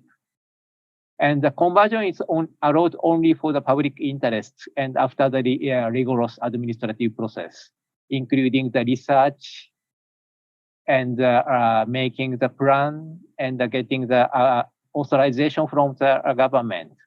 So, and the public interest, according to the elucidation of the explanation of the laws, that the public interest, including the constructing the public road, dam, dikes, clean water courses, drainage, sewage line, port, airport, and station.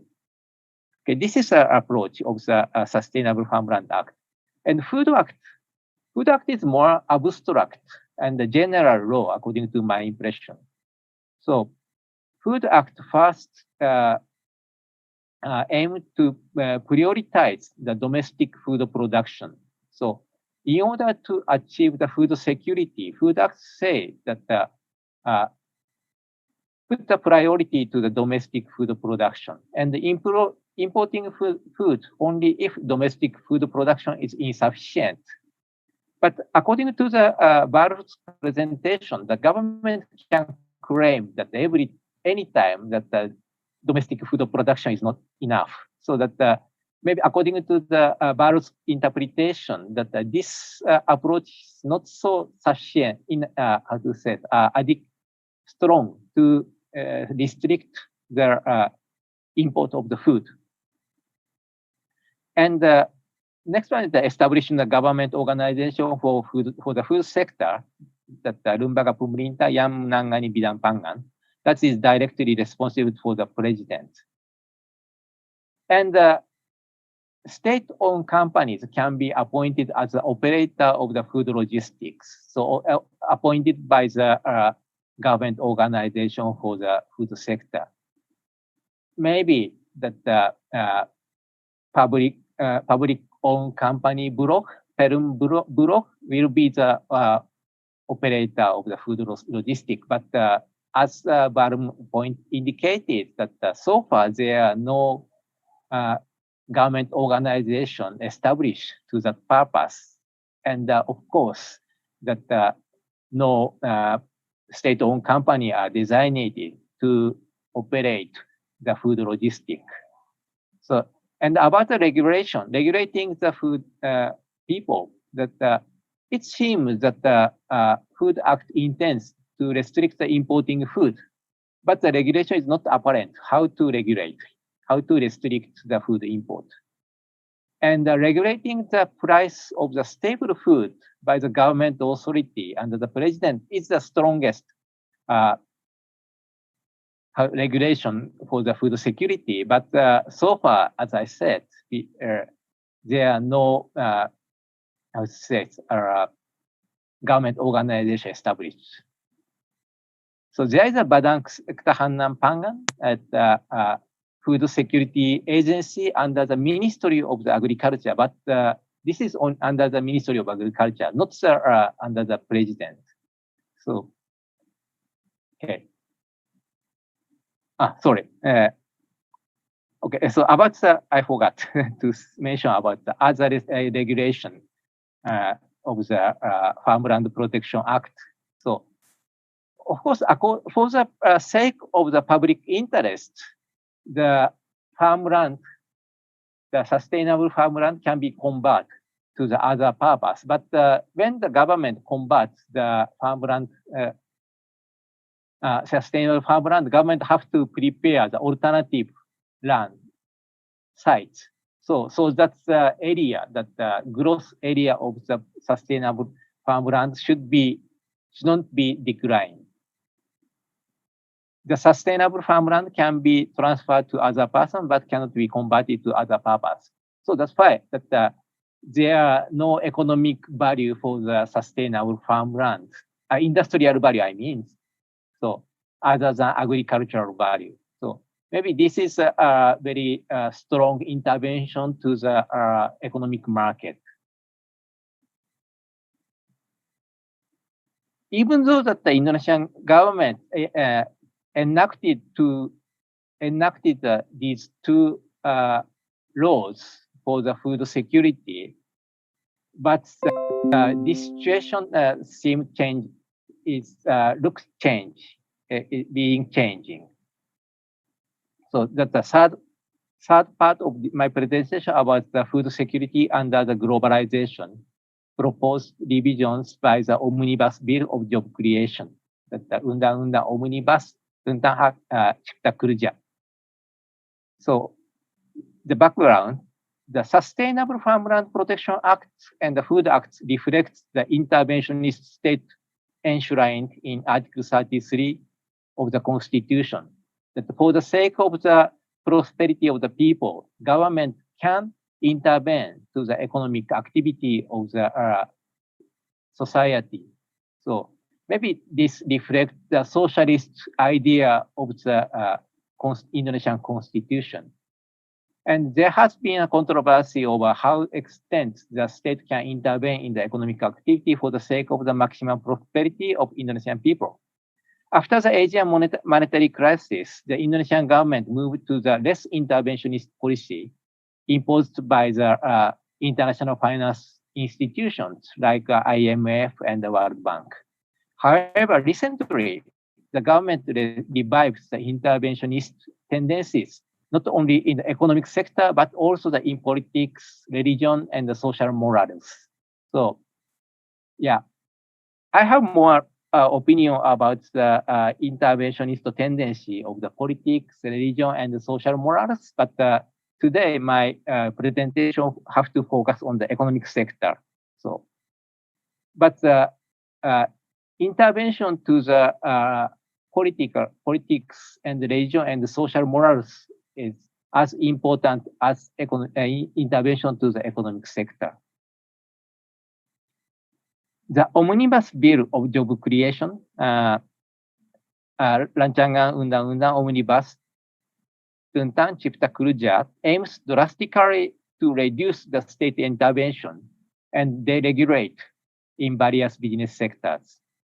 The bill also provides the revision of the Sustainable Farmland Protection Act and the Food Act. Okay, so I summarize the proposed change of the Sustainable Farmland Protection Act by the Omnibus Bill. So as Table 3 shows that in summary, the Omnibus Bill intends to simplify the procedure of the conversion of the sustainable farmland to other purpose. First, that because for the reason of the national strategic project can be the reason for the conversion, and abolishing the administrative process for conversion. So the Omnibus Bill provides the abolishment of the Article 44 is a core article of the Farmland Protection Act.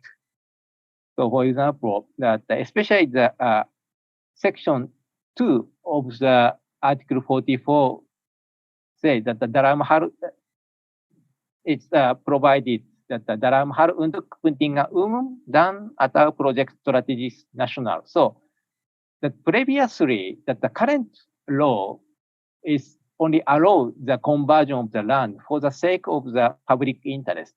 But the omnibus law proposed to add the national strategic project as a reason for the conversion. And also that the section 3 of the current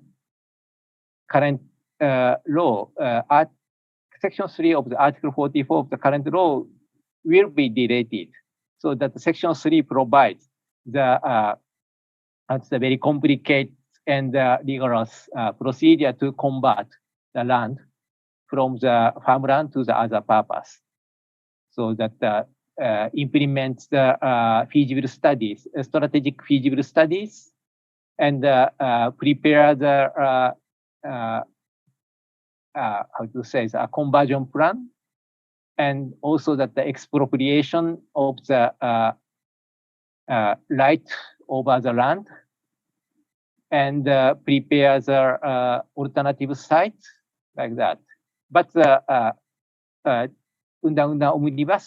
omnibus law, how to say, try to cancel that, delete the old such as kind of the administrative procedure.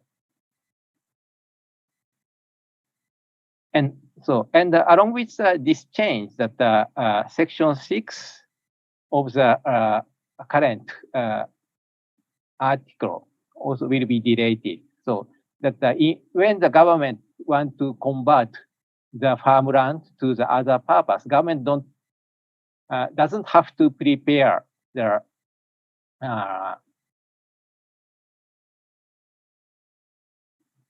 the government don't have to pay the compensation for the owners.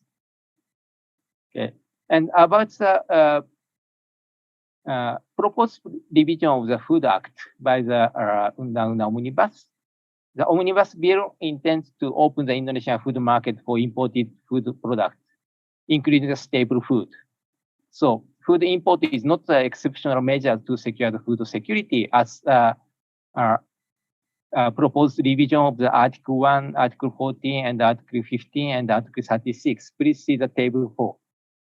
And also that the food policy became the exclusive jurisdiction of the central government. Now that the food policy is, how to say, managed both by the central government and the local government. But the Omnibus Law proposed to delete the authority of the local government in the field of the food security. Okay, so this is a drastic change of, proposed by the Omnibus Law. And I compared to the current Food Act and proposed revision by the Omnibus Bill. For example, so that sumber penyediaan pangan berasal dari produk pangan dalam negeri dan cadangan pangan nasional. But the sumber penyediaan, as how to say, the source of the food supply can be the imported food also included like that. Okay, this is the conclusion, but not the conclusion. Just I offered some points of the discussion with some reflection from the Japanese experience. So at first, that we should discuss about the impact of the food policy, which prioritizes the domestic staple food production to other agro products. According to Japanese experience, that in Japan, rice is the most protected product as a staple food. So that the import liberalization of the agro products, I write that, for example, in the soybeans, liberalized in 1960, and chicken liberalized in 1962, and non-citrus fruits like apple and the grape and the pork, it liberalized in 1971, and beef and orange is liberalized in 1991, and wheat is liberalized in 1995, but the rice is only liberalized in 1999. Sorry. So, and the import tariff of the rice is the highest among the agricultural products. So, the tariff for the imported rice is 341 yen per kilogram. It's around 280% of the national imported price. And compared to this high rice tariff, imported rice tariff, for the feed, the tariff is only the 55 yen per kilogram, and orange for the tariff for the orange is only 16 to the 17%, and for the beef, it's 38.5%. So you can see that how the rice is protected. Japanese domestic rice is protected. Maybe the reason why that the rice should be protected, the government answered, rice is very important for Japanese people. It's a staple food. So we have to protect the rice agriculture, rice cultivation, and the rice market of Japan.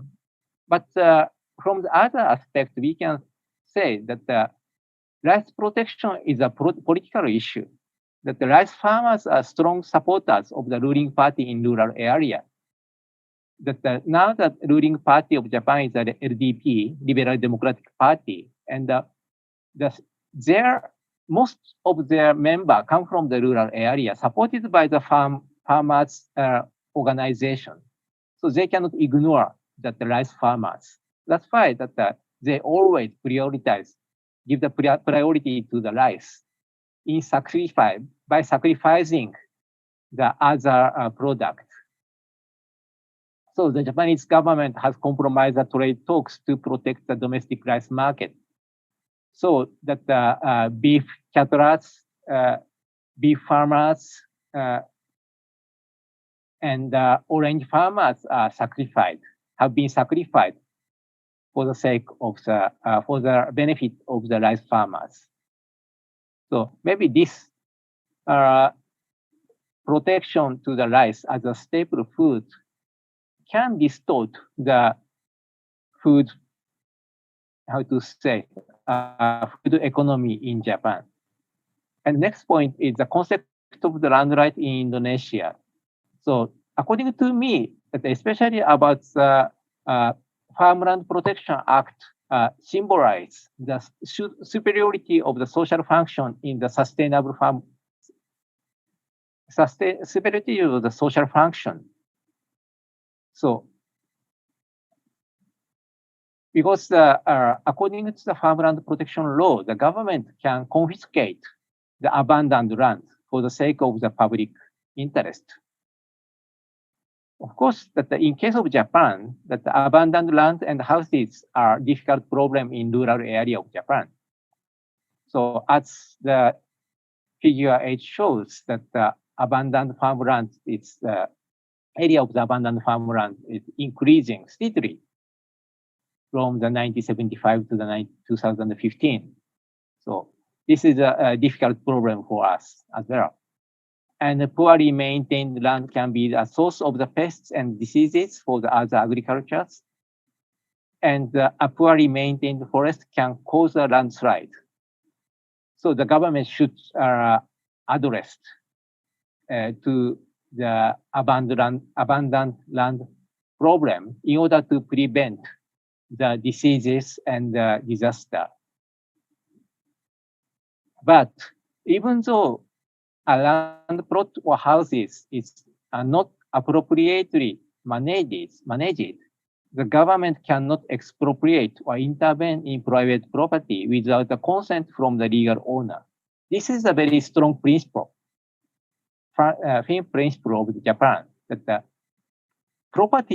private property ownership is almost absolute right, independent from the government intervention. But in Indonesia, this is very different. The government can intervene or confiscate, expropriate the private ownership for the sake of for the benefit of the public interest. And as the decline of the economic value of the land in that the owner is not clear is increasing in Japan. So if we go to the rural area in Japan, we can find a lot of the abandoned land, and sometimes upon the inheritance, the children of the late parents will not how to say, don't want to convert their name, and they don't want to register their inheritance, because that registration of the land for the inheritance needs the cost. So they don't want to pay for the valueless land. That's why that as a result, there are many lands the owner is not clear. Even though the owner is not clear, but still there is a legal owner. So as a result, government cannot, how to say, expropriate those land without the consent from the owner. This is a problem in Japan. Maybe that the Indonesian approach, that if there is abandoned land, deserted land, government can confiscate and use this land for the, or distribute this land to the other farmers. It's a very important strategy, but in Japan it's very difficult. Last one, I hope I have to stop it. And progressive law and the enforceability is another point of the discussion. The progressive approach is one of the characteristics of the Indonesian law. That the progressive approach means that the legal policy aiming for the social change through the new legislation. For example, the limiting the private property rights, restriction on the conversion of the land function, and the expropriation of the deserted land without compensation for the social benefit, and the active market control.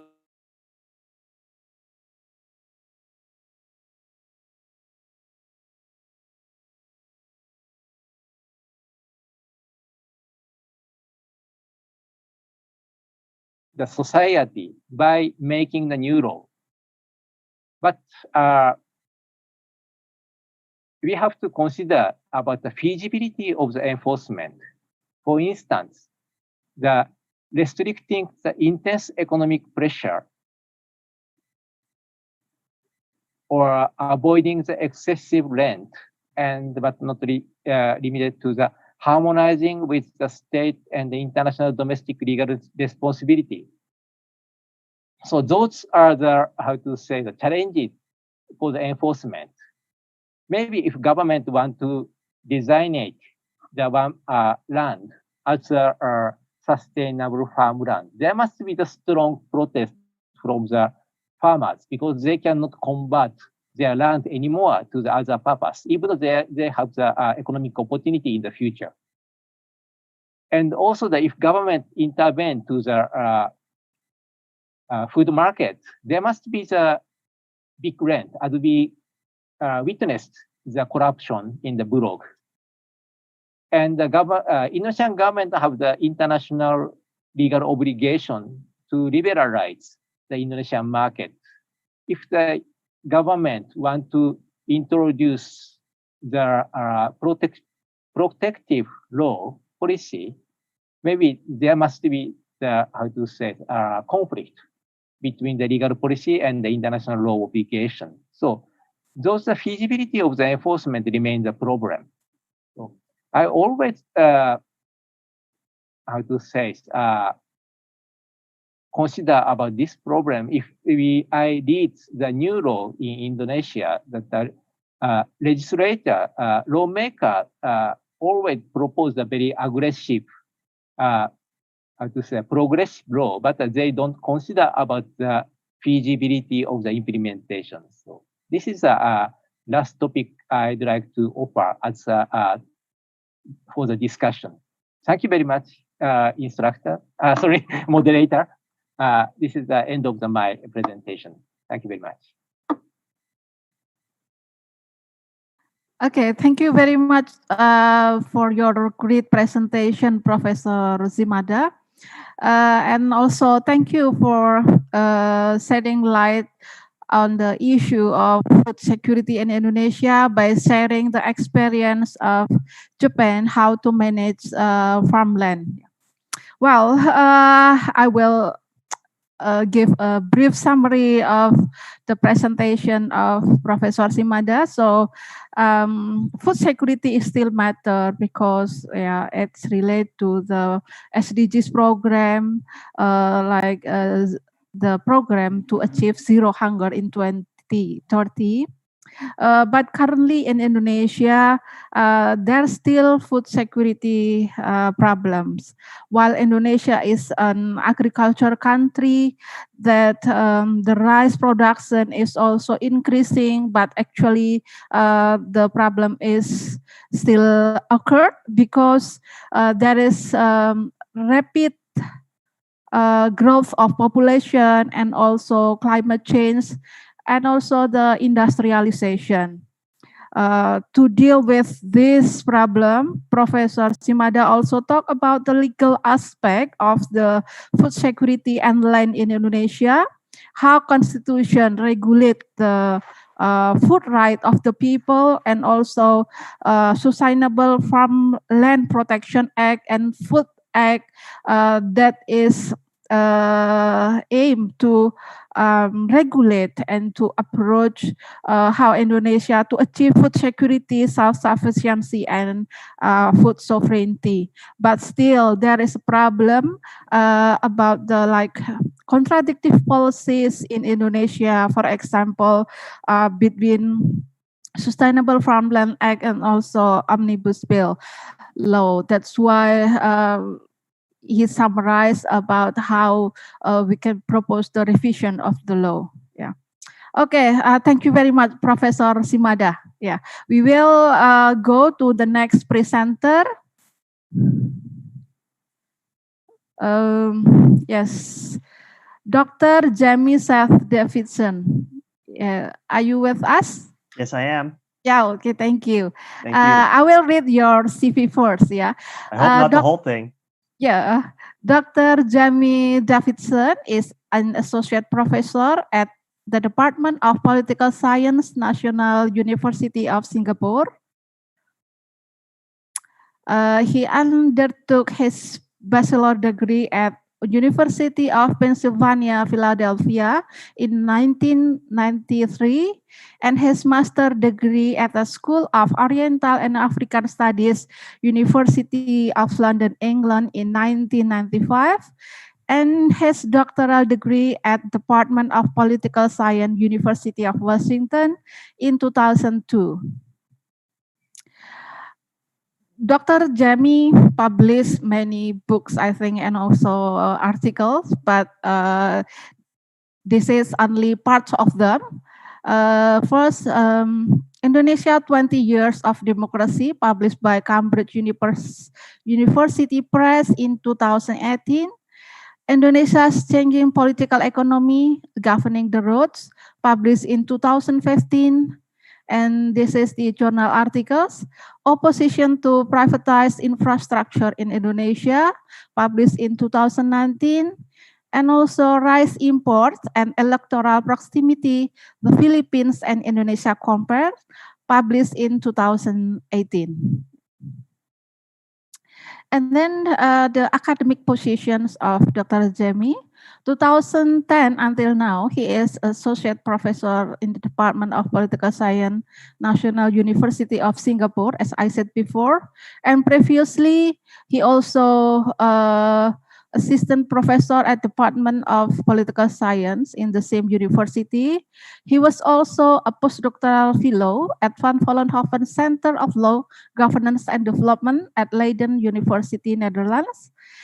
And 2003 until 2004, he was also postdoctoral fellow at Asia Research Institute, National University of Singapore. Yeah. That's all. Okay. Well, Dr. Jemmy, time is yours. Same with the other presenters. You have plenty of time, up to 1 hour, but yeah, feel free to manage the time. Okay. Thank you Yeah, very much, you. Boo. So first of all, I'd like to thank the organizers of this international webinar for inviting me. I'd like to thank them for giving me the opportunity to present some of my research and some of my views on food and food policy and land policy in Indonesia. I hope everyone can hear me okay. So I'm coming to you live from Singapore. Today's talk I will give mostly in English, following the convention of the previous two scholars. Although my slides are mostly in Bahasa, so maybe a little bit of mix Bahasa Campur. This talk is mostly predicated on a previously published research that was published in a Leiden-based journal known as the Bijdragen. I don't speak Dutch, so I'm not going to pronounce the whole title. But the article is called Then and Now, Campaigns to Achieve Rice Self-Sufficiency in Indonesia. You pay attention, you'll notice that there'll be a little bit of overlap. I do talk about the Orde Baru, New Order period, with our first presenter. And the second presenter is more of a legal scholar, whereas I'm in the political science department, and you'll notice the more political side to my presentation. In short, the argument is that, as everybody seems to know in Indonesia, that rice is an extremely politicized or political commodity. Okay, but we need to go beyond that, and we need to understand precisely how and how this changes over time, whose interests are involved, and what kind of impact does this have on Indonesian society.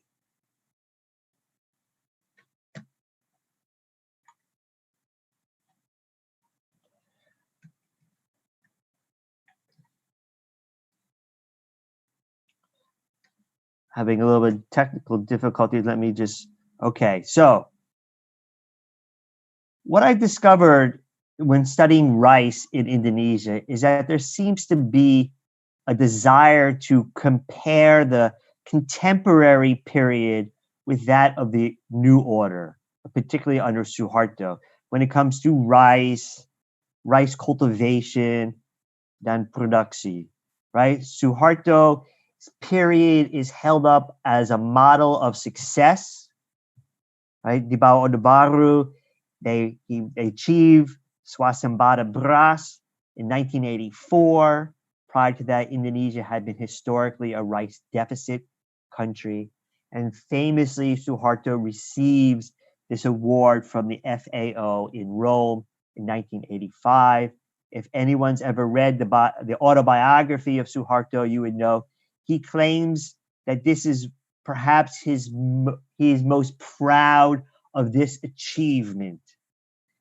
I guess killing 500,000 Indonesians he's not very proud of, but receiving an award in Rome, he's very proud of this award.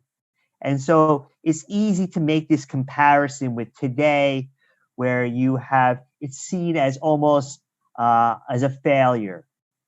The imports, particularly import beras, terus menerus, tak kunjung selesai, and there's all these imports, and many Indonesians, but especially politicians or ministers, when they talk about this in interviews, sometimes they have a sense of pemaluan or rasa malu that Indonesia as an agrarian country, even though I think that in itself is open to debate whether or not Indonesia is an agrarian country. It certainly was.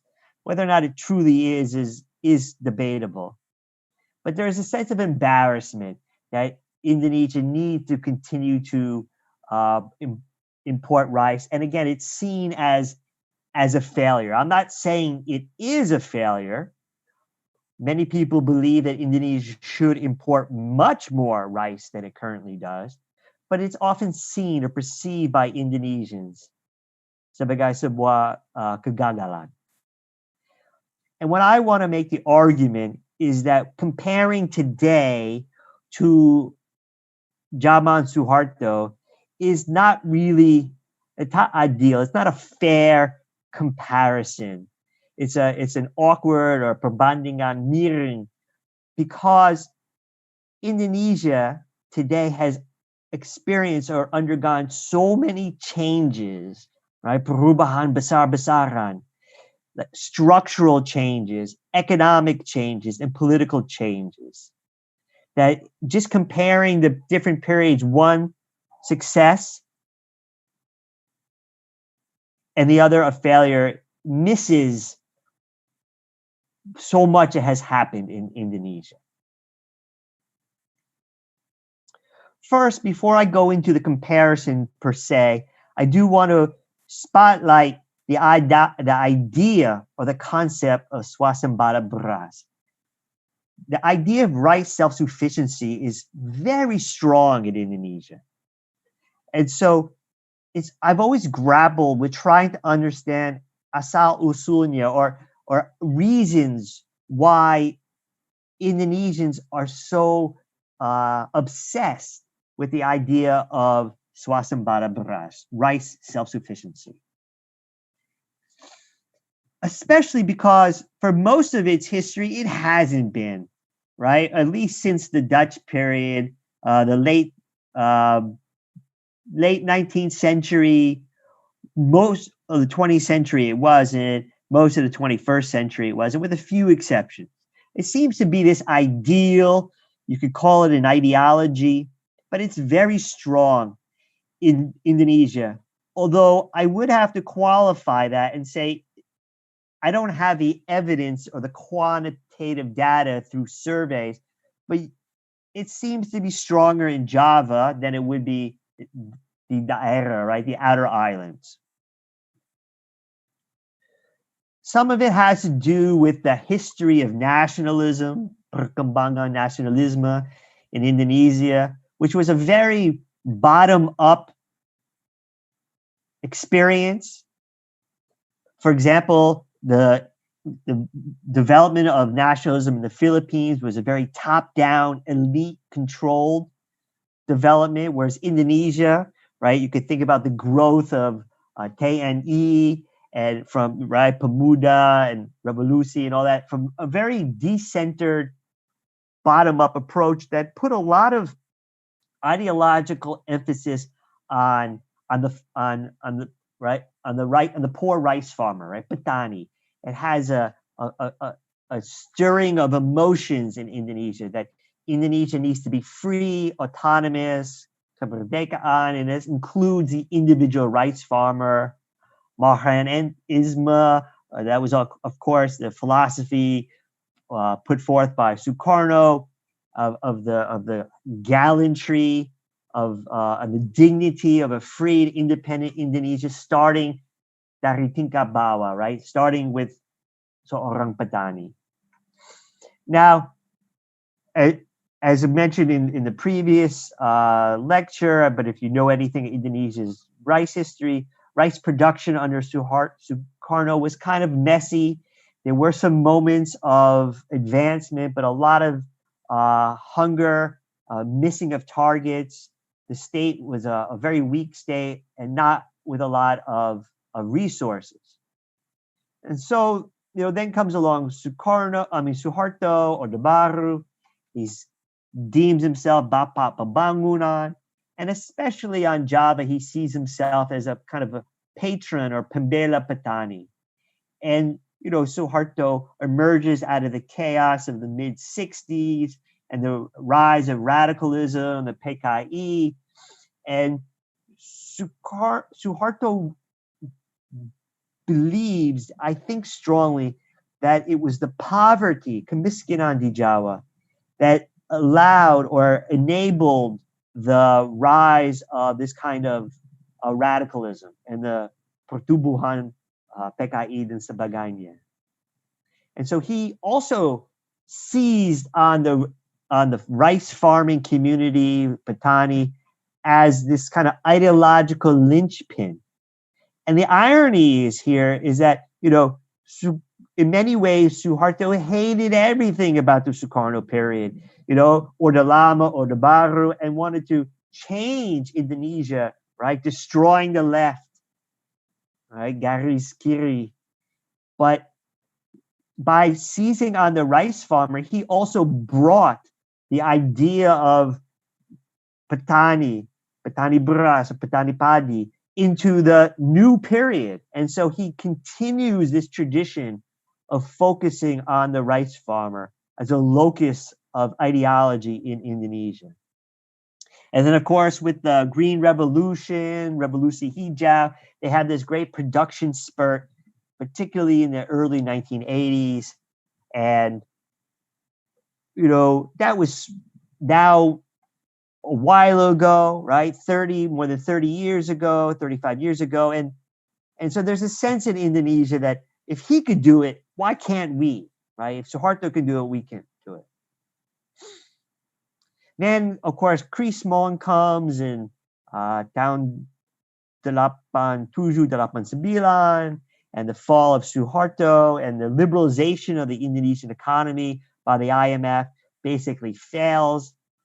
Ada banyak perlawanan, and they try to liberalize perdagangan beras khususnya, and that fails too, and there's rice shortages, and the rice price actually goes up. Liberalization theory predicts rice prices will go down. And so that was a scarring time for Indonesians. So they are also have a lot of fear of rice liberalization. And then, of course, in 2008, 2009, the world economic crisis, and but the commodity boom in Indonesia, it promotes memicu nationalism economy. Indonesia is increasingly demanding that it controls its own resources. Indonesians have always looked at foreign investment with askance or with suspicious eyes. And then with the rice crisis, Indonesia hardly experiences a crisis, unlike the Philippines or Thailand or Malaysia. And Indonesia is really, the production it dips, but not so bad. SBA claims that Indonesia is self-sufficient at one time around this period. Not many believe the statistics in which SBA claim this. That's why it's not very celebrated. And you could see it even to today. I mean, you have these two candidates who fought two elections, right? Jokowi and Prabowo. And there's lots of differences between them, especially the first round. You could see Jokowi was supposed to be a defender of HAM, right? Hak Asasi Manusia. He was supposed to be a Democrat, pro-pluralism and all this. And Prabowo was very militaristic,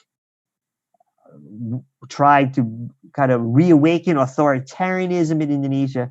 But if you look on their views on the economy, and especially on rice, both of them are big supporters of protectionism and supporters of rice self-sufficiency. This idea, this goal, right? Mencapai swasembada beras, are very strong in both of the campaigns. Jokowi promises rice self-sufficiency. Of course, it doesn't happen. Tak jadi. Now, so some scholars have written about that there you have the role of democracy and particularly elections and competitive elections appealing to the masses. The rise of populism helps to foreground these kinds of policies of protectionism, especially in rice. Other scholars, of course, point out that, one of the key facts you have to remember about rice policy in Indonesia is that this kind of protectionism, rice domestically, harga pasar di Indonesia, jauh lebih tinggi di atas harga internasional. And for a lot of people, that's a big problem. And I'll return to that issue later in my talk. And of course, then ultimately, there's this sense of pride that Indonesia should be able to grow its own rice. And Indonesia is different from other countries. One time, ada wawancara dengan dua anggota dari Badan Ketahanan Pangan. In the interview, saya asal dari Amerika, but saya bekerja di Singapore. And so when I told them I work in Singapore, they said, "Oh, Singapore, yeah, mungkin kalian di sana kaya, tapi tidak bisa makan duit," right? That it's important to have food because you can't eat money, and if the food system, international system breaks down, you need to have something to eat. And you saw, and I think you've seen a little of that today in the COVID pandemic, which I'll return to in the end of my talk. So, secara singkat, I'll go through the Revolusi Hijau, the Green Revolution. It was featured the production spurt, especially growth yield in Java, right? There was no land expansion in Java because Java was already full. There was nowhere to expand. Java, the so-called frontier of Java had filled or was full already under the late Dutch colonial period. There was land expansion, though, particularly, Sawa, in the outer islands, especially Sumatra and Sulawesi, but also even further east in Indonesia. So the yield growth was key in Java, right? More rice, more padi being grown per hectare, and land expansion, perlawasan lahan, in Sumatra dan di Sulawesi. To get the yield growth, it was a key factor was the increasing use of the chemical fertilizer, right? Pupuk. In 1970, the average Indonesian farmer was using 101 kilogram per hectare. And by 1985, mungkin 15 tahun berikutnya, they were 3 kali lebih. They were using 3 more times pupuk per hectare than 15 years ago. There were other factors as too, right? The fast-growing, fast-maturing seed, the bibit unggal, better roads, road building to bring the padi and the gebat to market. More credit was circulated for the farmers, especially on Java. Right, in our first presentation, we heard a little bit about Bulag. Bulag was Bulag was a complicated institution. On the one hand, very corrupt. Was always chasing rents, giving licenses to its favorites, right? Either military officers in the field or big Chinese Tukong kind of traders. But Bulag, by the mid-70s, was performing a little bit better, and it was given ample resources to defend the floor price, which is very important for the farmers. So they know that it gives them incentive to grow because they know they'll get at least a certain price. It's the uncertainty that leads to underinvestment, particularly in agriculture. But also, the Orde Baru was also very much worried about the urban consumers because they knew that the urban consumers could cause great instability for the regime.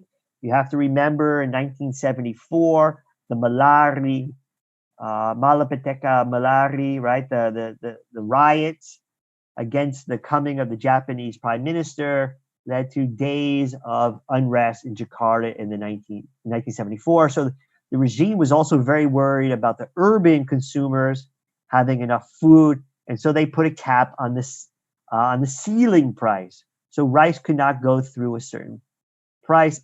This, of course, is quite expensive to do. Governments need to mengeluarkan banyak duit in order to do this. And how did the Indonesian government back then afford this? They were able to afford this from a lot of bantuan keuangan from Western countries, right? The Suharto's international coalition, anti-communist coalition under the Cold War, Perang Dingin. And to grow Indonesian rice in larger quantities, Indonesia was also afforded not just great material resource, but a lot of technical resources. In fact, there were even the great imports that Indonesia was conducting in the 1970s that I'll talk about shortly. A lot of that was paid for by international partners. So what are some of the structural changes that Indonesia has undergone between then, right, di ba, Orde Baru, khususnya tahun 70-an atau 80-an, dan sekarang, dan kini? Well, first of all, tidak ada revolusi hijau jilid kedua. It's not coming. It hasn't happened. And even the main research institutions like IRI, right, International Rice Research Institute in the Philippines, that was so instrumental in developing the miracle seeds of the Green Revolution in 1970, they're not even doing research on higher productivity seeds. They're doing other kinds of research because they were criticized, and maybe rightly so, for favoring wet rice, middle income farmers. So, and we also know that rice as a staple food is not the best of staple foods because it's very low in key nutrients. And so organizations, research institutes like IRI, they're focusing on things like golden rice to increase the nutrient contents of rice to help, for example, childhood stunting, which is a big problem in Indonesia. Children are not eating too much rice. They're not to get enough nutrients, particularly vitamin D. And they're also developing, because of climate change, they're developing special seeds that could survive drought or that could survive flooding. But they're not interested in the great rapid production. If you're going to get the rapid production through rice seeds, that's probably going to be done in the private sector. And the private sector in Indonesia investing in this is very small, very weak. This is not something they're very interested in. The second big structural change was mentioned earlier was change in demographics, right? Pertumbuhan penduduk. So when Indonesia achieves swasembada beras in 1984, jumlahnya penduduk 159 juta orang. Today, or a few years ago, I think this is 2014, 2015, Indonesia had more than 250 million. So that's a lot more mouths to feed. In fact, Indonesia achieves rice self-sufficiency in 1984, producing less than half the rice it produces today. So you say, Suharto is success. Sekarang kegagalan. Indonesia produces twice the amount of rice that it did in 1984. The problem is there's many more people in Indonesia. And in fact, there's not just more people, there's more rice eaters. And this is a consequence of the Green Revolution also. So the New Order was very adamant about growing wet rice, even in eastern Indonesia, which has a tradition of eating more tubers, like ubi dan sebagainya. And so they made rice eating more popular in eastern Indonesia. And now Indonesians are stuck with that, right? If you're achieving rice self-sufficiency, it would be a lot simpler if in Eastern Indonesia, they ate more tubers, kentang, ubi, dan sebagainya. But now they're also interested in eating rice, but they don't grow that much rice out there because it's dry. They grow more than they used to, but still, so the challenge is just greater.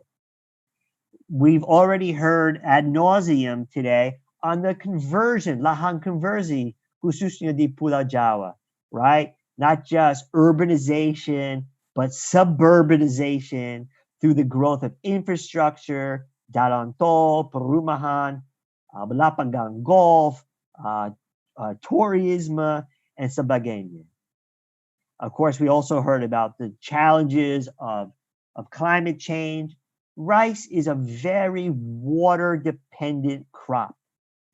That's why for food security, tubers are much better for food security because you don't rely on as much water. Rice is a very fickle crop. It has great water requirements, and that can be very difficult in times of climate change, even with great irrigation. And of course, the problem with irrigation is that it's very expensive. It's very expensive to build. It's not as expensive to maintain, but you still need resources. And we all know in Indonesia, the Indonesian governments are much better at building something than they are at maintaining it. Things tend to fall apart in Indonesia 10, 15 years. It's no longer the shiny new toy. Everybody wants to build. Nobody wants to maintain. Economic changes have also been great in Indonesia. In the 1970s and 80s, ada dukungan kuat dari negara barat. This is for political reasons. These countries are more or less financing the development budgets of Suharto in the late 60s and into the 1970s. And then, of course, di pertengahan tahun 70-an datang the oil boom, and resources of the Indonesian government, di bawah Suharto, melonjak. And you can see that, for example, in the subsidy pupuk in 1977-78. This is already 10 tahun di bawah regime Orde Baru. It's 72 miliar rupiah per tahun. And this climbs tenfold by the early 80s. And this, of course, is made possible due to the oil boom.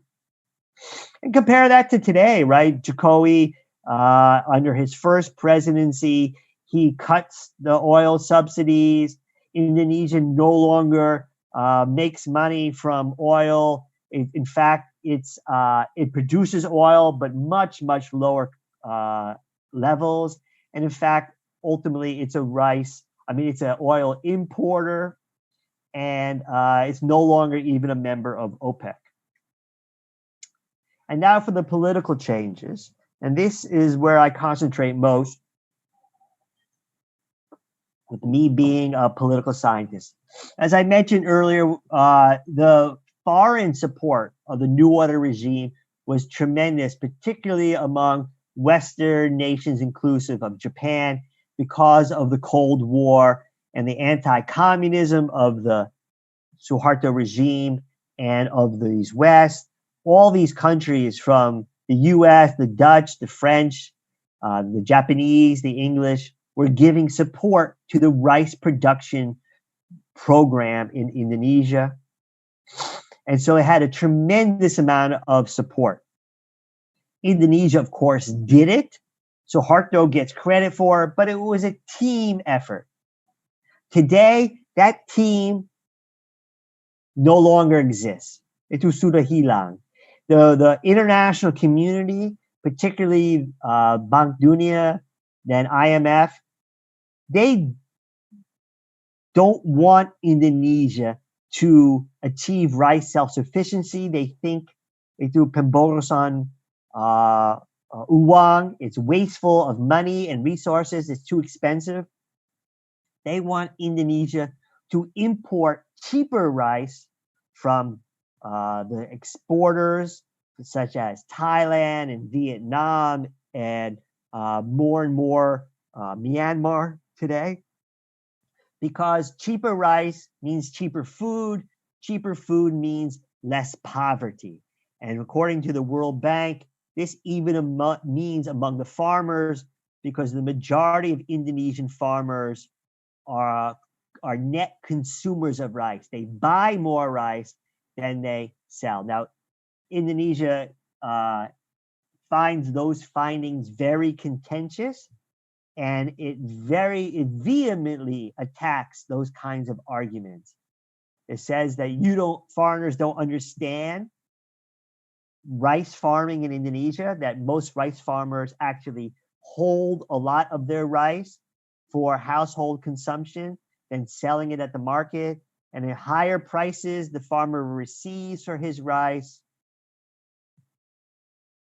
the more he will produce. And that's why Indonesia survived the rice crisis of 2008 and 2009. And you have to think about it. The strength of the pro-swasembada beras lobby or ideology is still very strong in Indonesia. What large groups or political parties or famous politicians go on TV and say we should import more rice? There really isn't any. The only people saying this are a few technocrats and a few economists, Indonesian economists that have been trained outside Indonesia, like in Australia or the US, who are more pro-trade. So very few Indonesians will say this, especially political politicians, organizations, and the like. So Indonesia's also experienced a lot of demographic or political changes domestically, dalam negeri. Now, there have been a lot of critiques of the Green Revolution program under Suharto, from the formation of a rich peasant class to the disturbance of traditional planting and irrigation schedules, especially on Bali, to the infestations of pests because of the monocropping of just one particular seed. And so the pests then can spread more widely. Of course, the overuse of pupuk leads to kerusakan lingkungan hidup.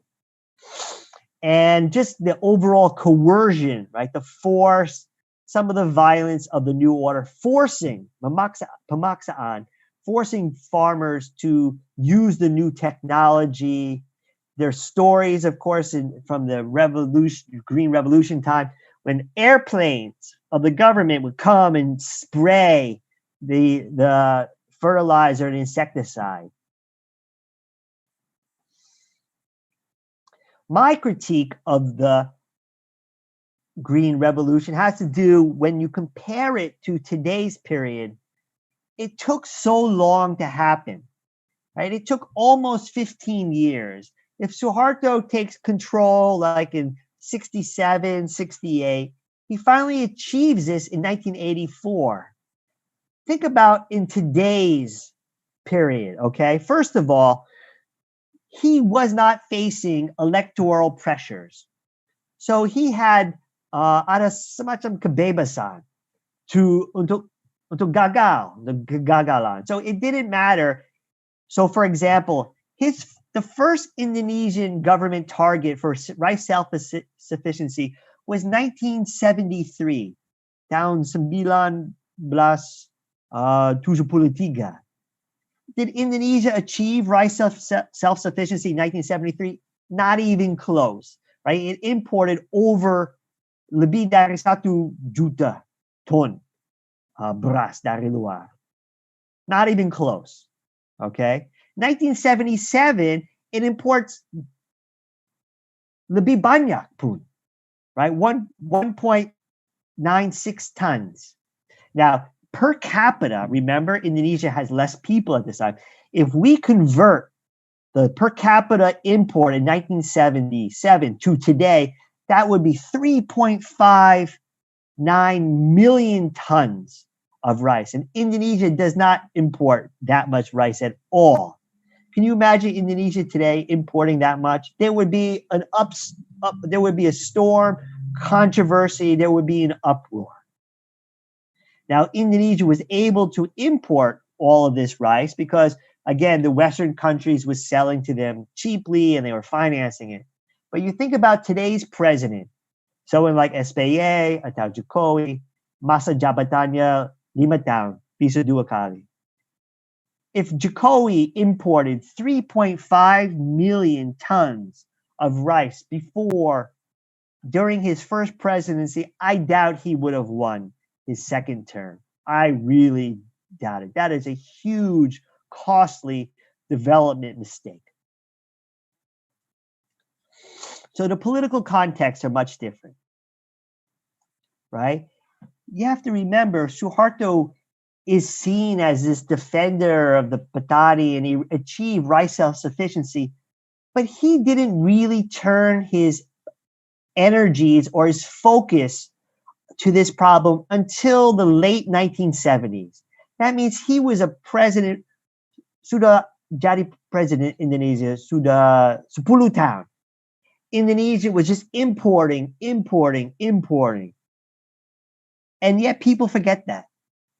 It's not to the late 70s that he turns his attention to this. And once he turns his attention to it, because he doesn't face a lot of electoral pressures or lobbies or from political parties, he really has a one single issue focus on rice. Today, tidak bisa sama sekali. The politics, kebijaksanaan, policy making today is much more complicated under democracy. You have many more interests and many more voices. And you know what? That's a good thing. You should have multiple voices. But you have different interests, even within government, right? You have Kementerian Pertanian, they are against rice imports. Perdagangan are for imports. Bulag is a little bit in both, but I think it's mostly for imports because they make a lot of money from imports and a lot of rent, right? There's a lot of corruption in the imports. Even Jokowi promised he would never import. He promised rice self-sufficiency. And right before the second election, he imports rice, right? Even consider Jokowi's infrastructure problem, right? He's become the infrastructure president, but is all the infrastructure that he's building geared towards rice production? Not at all. Is there some money for irrigation? Yes. Is there some money for dams? Yes. But he's also building tolls. He's also building airports. He's also building ports. And so just the policy world of Indonesia is way more complicated. The other complication, of course, is otonomi daerah, decentralization. Just because the government wants swasembada beras, does that mean all the daerah harus ikutan? You know, as Prof. Simbada mentioned the food law, the 2012 food law, there are some laws that dictate on different powers. But we also know in Indonesia, that our friend from Japan pointed out, is that implementation in Indonesia is a whole different story than the actual laws. So what do the local governments want? Do they want swasembada beras? Maybe, right? Some are sufficient, kelebihan, and some kekurangan are deficient. What governments really want, pemerintah lokal, is they want PAD, right? They want pendapat asal daerah. That's what they really want. And how can you get to that? Through growing rice or building malls or building perumahan, right? That brings in much more money, especially under conditions of local elections when we know in Indonesia that it costs a lot of money to run as a candidate. And when you win, you have to balas hutang budi, right? Or not just hutang budi, but balas uangnya, you have to pay back the people who supported your campaign. And that's typically not rice farmers, it's contractors, it's developers. And so the role of local elections here also plays a key part. Under democracy, you also have the growth in the strength of farmer organizations, right? That's a consequence of freedom of expression, of civil society, and of elections. Do farmers want rice self-sufficiency, or do they want to be able to have some level of dignity and prosperity at the family level, right? Do they really care if Indonesia reaches rice self-sufficiency, sebuah kebanggaan? I think what would they rather have? Rice self-sufficiency and having no money to eat rice, or enough money to eat rice? And I think it's the latter. And with enduring poverty among the farmers of Java, especially, many of them and even local governments prefer diversification, right? A farmer growing rice, just rice, will always be poor or right around the poverty level. And so there are efforts to grow more rice, right? Horticulture, flowers, vegetables, things for which they can get more money for. This obviously will eat into a self-sufficiency rice drive. What about farmers that are not rice farmers, right? They don't seem to get all the help. What about the poor fishermen? They don't get rice program help. Rice in some respects is a favored crop. And there are many poor Indonesians in the agricultural sector who are not rice growers. We heard a little bit about land reform. Now, we're not talking about land reform a la PKI tahun 60-an, but there's jutaan hektar land, lahan negara, tanah negara, yang sedang tidur, that's not being used. What I've spoken to from officials in Indonesia, in Jakarta, is that they want to give this land to the wealthier farmers because they believe the wealthier farmers are more productive and they'll be more efficient in their production of rice. But there is scores of research done that is actually the smaller farmers, because their resources are so scarce and they have to pay attention to each scoop of pupuk and deliberate on how many hours of hired help, that they are more efficient and they should be getting the redistributed land. So what does this mean? It just means that policy making now in Indonesia is jauh lebih rumit daripada dulu. Okay, so I will conclude like Prof. Shimada. I will also offer a small comparative example. It's always great to study Indonesia in comparison. And I've chosen Malaysia and the Philippines. They are not as wealthy as Japan, but they're also two countries that had a green revolution and that have traditions of rice cultivation, but are also importers of rice, and whose rice regimes are quite protected. So all three of these countries have faced tekanan dari luar to liberalize their rice and just to not have a rice monopoly import like bulag in Indonesia, bernas in Malaysia, atau NFA or NFA di negara Philippines. But there have been great changes in both of these countries of late. In the Philippines, Duterte dia mencabut izin monopoly dari NFA, and the Philippine rice industry now is quite liberalized. It's causing problems, but prices have gone down. In Malaysia, of course, when the Pakatan Harapan menang pemilu di sana tahun lalu, saya kira tahun 2018, right? They promised that they would also cabut the izin monopoly of bernas, but they never got around to doing it, right? Rice prices are high for consumers in Malaysia, and now, right, Pakatan Harapan sudah jatuh, diganti dengan Perikatan Nasional, and that's a very more pro-Malay government. And I hardly think that the rice monopoly of Bernas is going to be pulled. But we don't know. Indonesia, Bulag, no. Jalan terus sebagainya seperti dulu. There's no great pressure in Indonesia to liberalize its rice policy. Indonesians want, I don't know if Indonesians want protectionism.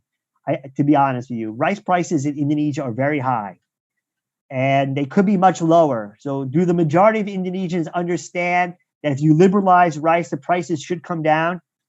I don't know. Again, you had that scarring experience.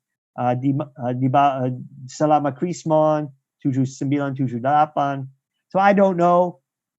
Indonesians are told that this is the way it should be, whether or not, but there doesn't seem to be a lot of pressure to liberalize rice trade in Indonesia.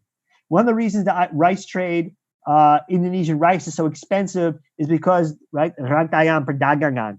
It's so long, begitu panjang, that each step, there's so many hands in the middle, tengkulak, orang pedagang di tengah, dan sebagainya, and the price just goes up and up. So even if rice prices go up, it's not even clear. Sometimes the farmers aren't gaining from the rice prices. It's the traders that are gaining from the rice prices. And then finally, of course, we have the pandemic and COVID-19 and the disruption of international food supply chains made everybody very nervous. And this is a time of crisis. So every time there's a time of crisis, it makes Indonesia look very wise, that it should grow a lot of rice, tidak bisa makan duit, and that food security means having a lot of food. It doesn't necessarily mean having access to internationally traded food. So I think one consequence of this crisis will be to extend the obsession with rice self-sufficiency, and it will continue on to the near future. And I think it will live longer and longer. So with that, I will conclude and bring my session to an end and hand it back to Ibu Moderator, Ibu Suyani.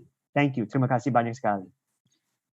Okay, thank you very much, Dr. Jamie, for the great presentation. Yeah, so I will briefly summarize what Dr. Jamie have present to us. Rice is a kind of political commodity in Indonesia, and he compares the achievement of food security or food self-sufficiency in Indonesia between Suharto era and post-Suharto era. In the Suharto era, it can be said it was success because there is a swasembada beras or self-sufficiency of rice, and also Indonesia received award from Food Agriculture Organization. And what about the post-Suharto era? Is it fail or not like that? But we cannot simply say it is fail or success, because there are so many, or there is a huge structural, political, and also economic changes in Indonesia post Suharto era. For example, there is a democratization which brings implication, or let's say it is very complicated. It's not as simply as during the authoritarian era. He also explained about the Green Revolution during the Suharto era, and how Green Revolution cannot be applied in this era because there are so many critics on this program.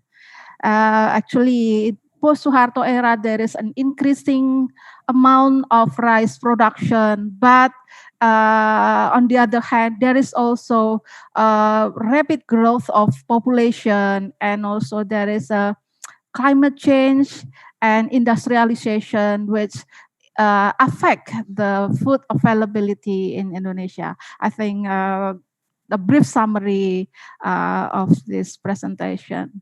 Okay, thank you very much, Dr. Jamie, for the presentation. Okay, then let's move to the next session, discussion session. We already received several questions from the audience. Please, committee, could you please share the question? Here, I note there is a question for Professor Simada, two questions for Professor Simada, and one question for Dr. Jami, two questions for Mr. Bahrul Ulum, and two questions for all speakers. And I think there is an additional question apart from this. So the first one, I would like to give a chance for Mr. Simada to answer the question one from Mr. Denny Sampurno. He asks about this: how does Japan balance the industrial sectors and agriculture sectors? Also, how does Japanese government involve in this strategy? Please, Dr. Simada, time is yours to answer this question. Terima kasih Bu Suraniani. Should I use Bahasa or English? Yeah, feel free. You can use both, or you can use Okay. English, yeah, or Bahasa Indonesia. It's fine. Because I realized that Jamie is very fluent in Bahasa, so I think Yes. it's maybe that everyone, that almost 100% of participants can understand the Bahasa. So mungkin saya lebih baik pakai Bahasa Indonesia. Ya, saya juga lebih baik. Terima kasih. Ya, Bahasa Indonesia lebih baik buat saya juga. Bagaimana Jepang mempertimbangkan hubungan antara industrial sektor sama agriculture sektor, dan bagaimana pemerintahan Jepang terlibat diri kepada strategi. Pertanyaannya agak abstrak, makanya saya tidak yakin apakah saya bisa jawab secara tepat. Tapi di Jepang sekarang sejak itu zaman pertumbuhan ekonomi di Jepang sejak tahun 1950, Jepang selalu itu mengutamakan industrialisasi. Makanya daerah pertanian kurang diperhatiin. Itu salah satu masalah di perkembangan ekonomi Jepang setelah Perang Dunia Kedua. Ya. Dan akhirnya di Jepang pertanian itu sangat sekarang di Jepang pertanian makin itu menghilangkan daya kompetisi. Misalnya dari segi harga atau dari segi sumber daya tenaga kerja. Ya, kalau harga, kalau di Jepang, kenapa Jepang mau itu menutup pasar beras terhadap dari luar negeri? Karena harga beras Jepang itu mungkin termahal dalam dunia. Ya, kalau saya beli 5 kilo beras 5 kilo, saya harus bayar sekitar 500.000 rupiah. Ya, cukup mahal. Mungkin di Indonesia 500.000 rupiah bisa berapa per kilo beras. Karena di Jepang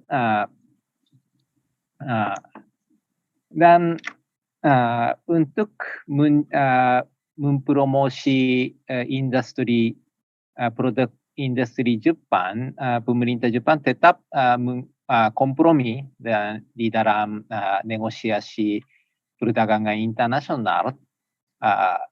Jepang membuka pasar produk pertanian selain beras, hingga banyak pertanian Jepang mereka kalah dengan produk pertanian dari luar negeri seperti jeruk atau di nanas atau anggur seperti ini. Ya, dan juga itu daging sapi, daging babi sepertinya. Dan akhirnya dari mungkin tahun 70-an, 80-an di zaman perkembangan cepat ekonomi Jepang, pertanian Jepang itu diabaikan oleh pemerintah. Nah, akhir-akhir ini pemerintah memperhati lagi kepada pertanian, kepentingan pertanian, tapi sudah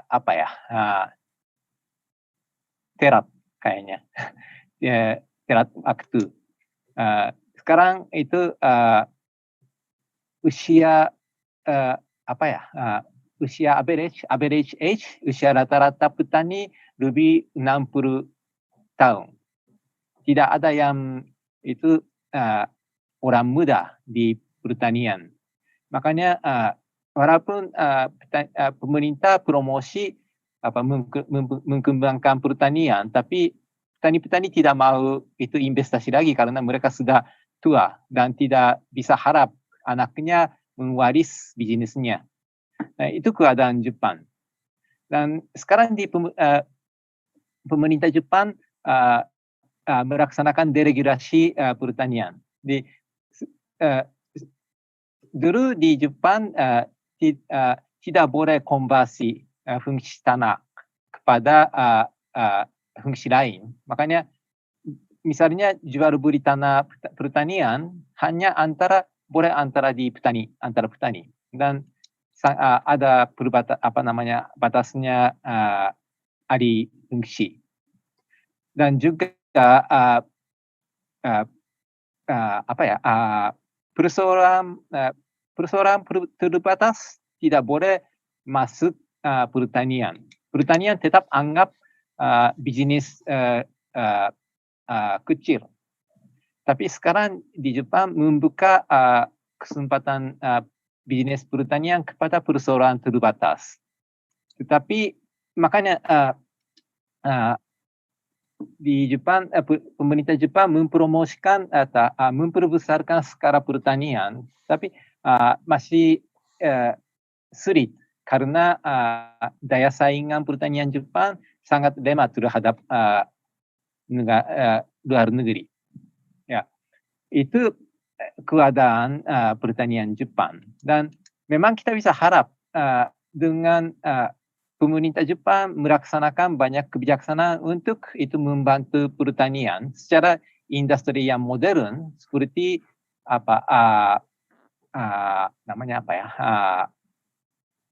memperbolehkan investasi dari luar negeri atau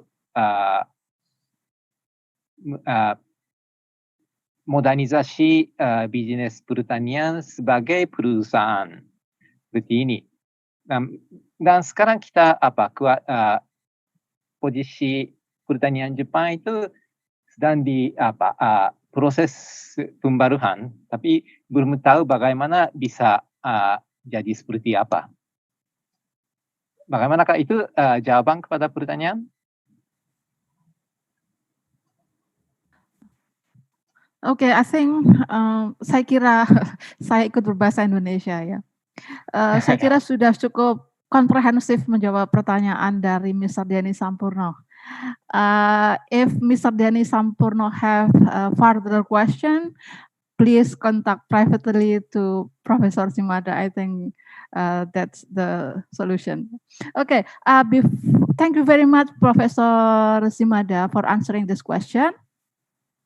Well, before we move to the next question, I have an announcement for participants. Please, you register your attendance in the link provided in the chat room. Yeah, thank you. Okay, committee, please we move to the next question. This question is for Professor Yusuru and Dr. Jamie. I will give the chance for Dr. Jamie first to answer this question. Yeah, your countries become industrial country, and we know lack of agricultural land, and we know with processing this omnibus law, Indonesia also try to become an industrial country like Japan and Singapore. So from your perspective, what Indonesia must do for keep remaining agricultural land from now and for the future? Please, Dr. Jamie, you can give your perspective for this question. Okay, thank you. Itu pertanyaan bagus. Pertama-tama, saya mau utamakan bahwa saya bukan orang Singapura. Saya asal dari Amerika, tapi bekerja di Singapura. Terus terang, ya sangat susah kalau mau bandingkan Singapura, negara yang sangat-sangat kecil dibandingkan dengan hampir semua negara di dunia, apalagi di Indonesia. Jumlahnya penduduk di sini tidak sampai 10 juta orang. Jadi tidak bisa membicarakan soal pertanian di sini, pertanian melawan industrialization dan sebagainya. But you have to remember in Indonesia, I think Prof. Shimada would be more of an expert on this, because Japan is a great example of the interrelationship between industrialization and agriculture. Many times people say, should we have industry melawan atau pertanian? Right? But Japan showed that actually it's the growth of productive agriculture yang membantu memicu industrialisasi. I don't mean to say, well, Prof. Shibata, you take it away from here to throw it to you, but you see this even in Indonesia a little bit under the Green Revolution, right? The idea is productive rice leads to less laborers in the rice fields, that frees the laborers up to maybe break a bisa kerja di pabrik, right? Pupuk, it has to be Indonesia made all these huge organic, inorganic chemical pabrik pupuk. Di Surabaya, di Sumatra Selatan, Indonesia got lucky that it had oil, but that helped, right, spur industrialization. Farmers need services like tractors. Farmers trade, you need good roads and you need good transport. So there is a synergy between productive rice and farming and industrialization. What economists, of course, would say today is that the world has changed and many countries aren't even industrializing. Right? They're going from maybe from skipping steps and going to services. So Indonesia today, again, if you are for the World Bank, the solution bukan gampang, tapi ada solusi, but it's against the political interests of the ideology of rice self-sufficiency. It's if the rice fields disappear for higher economic productivity, well, that's a good thing because that makes more money and more money in the economy. How do you replace the rice? Just buy cheap rice from Thailand, buy cheap rice from Vietnam. So it's okay. Or you convert rice fields to, as I mentioned in my talk, crops of higher value. Like for example, in the outer islands, it's oil palm. Right? So many rice fields have disappeared for oil palm. Now, done properly, oil palm can be a very productive crop, right? But with some conditions. right? There's worries about deforestation with oil palm, definitely. So how do you save the rice? How do you save the land in Indonesia in the future? Is by making it more productive. Making it more productive. Whether or not that includes rice, I'm uncertain. Thank you. Okay, thank you, Dr. Jami, for your answer. I think, please, Professor Simada, you can add some more answer to this question. Ya, pertanyaannya sangat menarik dan mungkin kita harus mulai membahas apakah industrialisasi lebih baik daripada pertanian. Karena seperti Indonesia, pemerintah Indonesia ingin mengubah ekonomi Indonesia dari pertanian kepada industri. Dan banyak orang dan secara sejarah banyak orang atau ekonomis atau polisi makers, pembuat kebijaksanaan anggap industrialisasi lebih baik daripada pertanian. Dan latar belakangnya itu ada asumsi bahwa produktivitas pertanian lebih rendah daripada industrialisasi industri. Makanya kalau negara-negara yang berdasarkan pertanian lebih miskin daripada negara industrial. Tetapi asumsi ini harus diuji lagi. Karena seperti kita lihat di negara Perancis memang salah satu negara maju, tetapi mungkin Jamie lebih tahu ya, tapi setahu saya masih di Perancis itu GDP Gross Domestic Product di Perancis lebih banyak pertanian. Dan yang negara-negara lain juga mereka punya sektor pertanian yang cukup baik, mereka tetap bisa jadi negara maju. Dan jika makanya tidak tentu itu negara pertanian lebih miskin daripada negara industri. Kita mulai dari sekarang. Dan selain dari segi produktivitas, kita juga harus lihat manfaatnya pertanian dari segi lingkungan alam atau seperti food security. Jika itu satu negara tidak bergantung kepada international food supply chain, mungkin masalah makanan lebih aman. Ya, makanya mungkin yang penting adalah keseimbangan antara pertanian dan industri, dan juga keseimbangan antara penghasilan petani dan buruh industri atau kapitalis.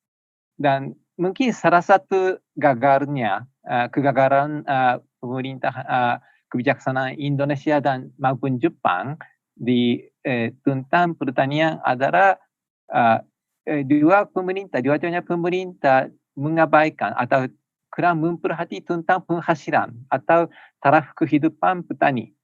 Petani selalu jadi korban untuk industrialisasi. Hingga kerja sebagai petani anggap itu kerja yang lebih bawah daripada industri.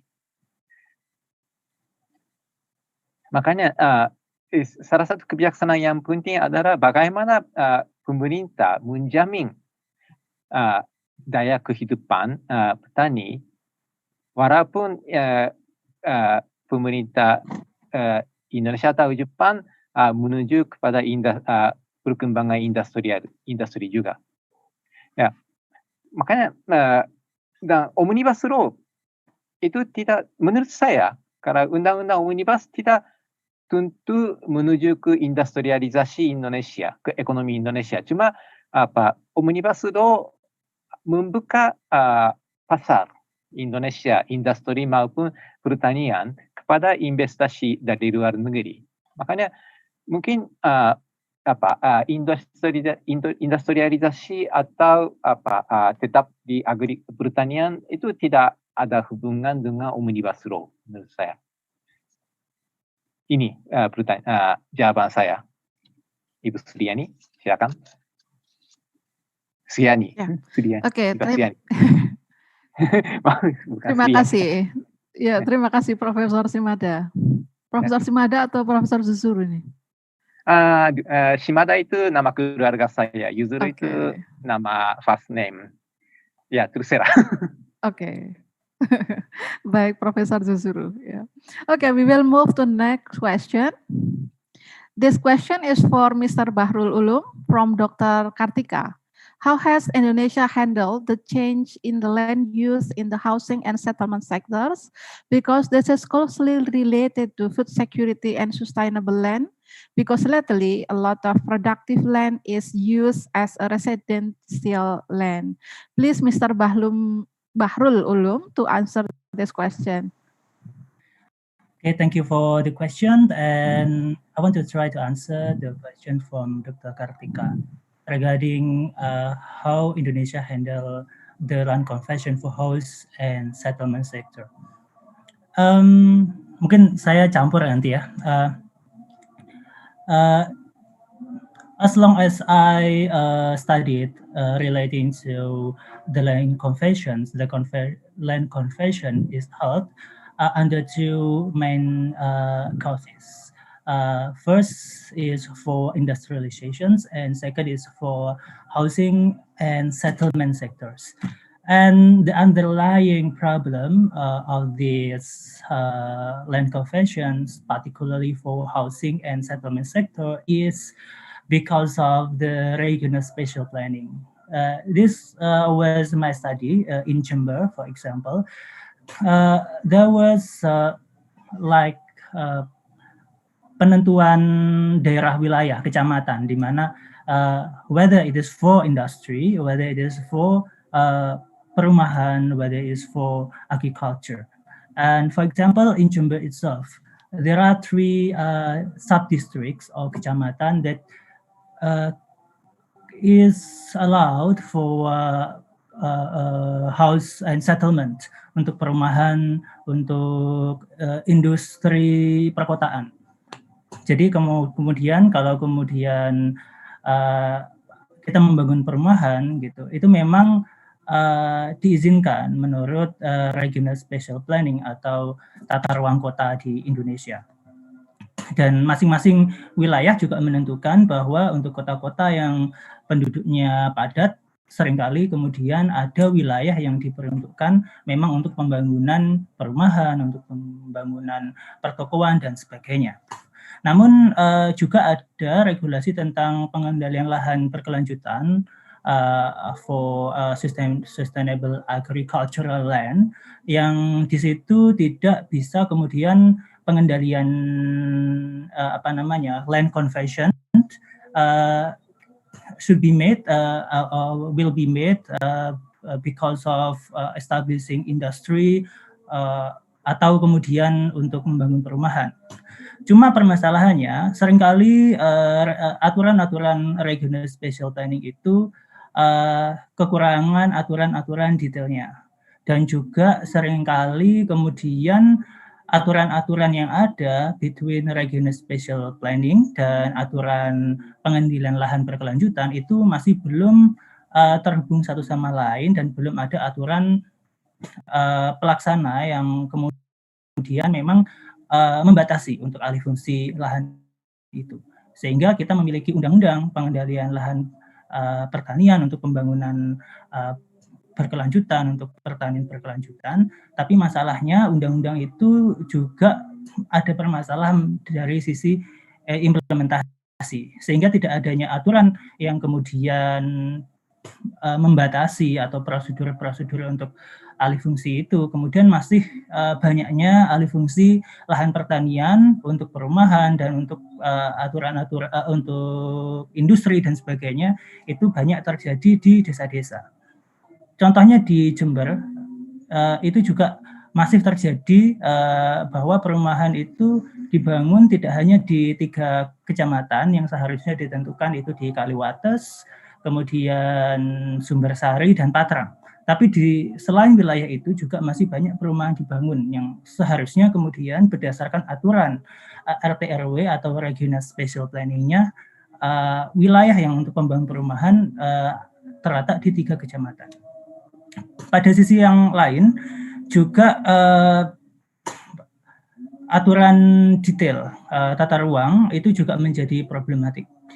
For example, in Puger cement factory for extractive industry, cement industry, di sana dibangun semen Puger yang barusan saja beroperasi dan di situ dibangun di atas lahan pertanian. Nah, permasalahannya juga ada di regional spatial planning. Jadi di aturan RT/RW atau regional spatial planning itu menentukan bahwa Puger itu adalah wilayah pertanian dan wilayah industri dan diperkenankan untuk melakukan pertambangan. Permasalahannya adalah wilayah yang mana, bagian yang mana yang diperkenankan itu tidak diatur secara detail. Padahal dalam wilayah di Puger sendiri misalnya, di situ ada Gunung Kapur yang sekarang dieksploitasi. Di situ di pinggir seluruh Gunung Kapur itu adalah lahan pertanian. Sehingga kemudian kalau kemudian kita ingin membatasi proses atau bagaimana Indonesia menghandle banyaknya munculnya perumahan dan banyak industri yang dilakukan, yang perlu kita periksa kembali bagaimana aturan-aturan di tata ruang itu yang kemudian menjadi pintu untuk bagaimana ketentuan atau keinginan yang secara umum yang abstrak di dalam RT/RW itu tidak sepenuhnya kemudian hanya menjadi ideals, cita-cita saja, tapi kemudian harus ada pembatasan. Sehingga dalam praktiknya untuk menghindarkan alih fungsi lahan yang terjadi yang lebih masif lagi. Mungkin itu, thank you for the question. Okay, thank you, Mr. Bahrul. You have one more question actually. Please, committee, could you please share question number 5? Question number 5. Yes, Mr. Bahrul, you have question from Ms. Pipin Eri. She asked about how much Indonesian government support in using high technologies to improve rice production in this industrialization era. Please, could you respond this question?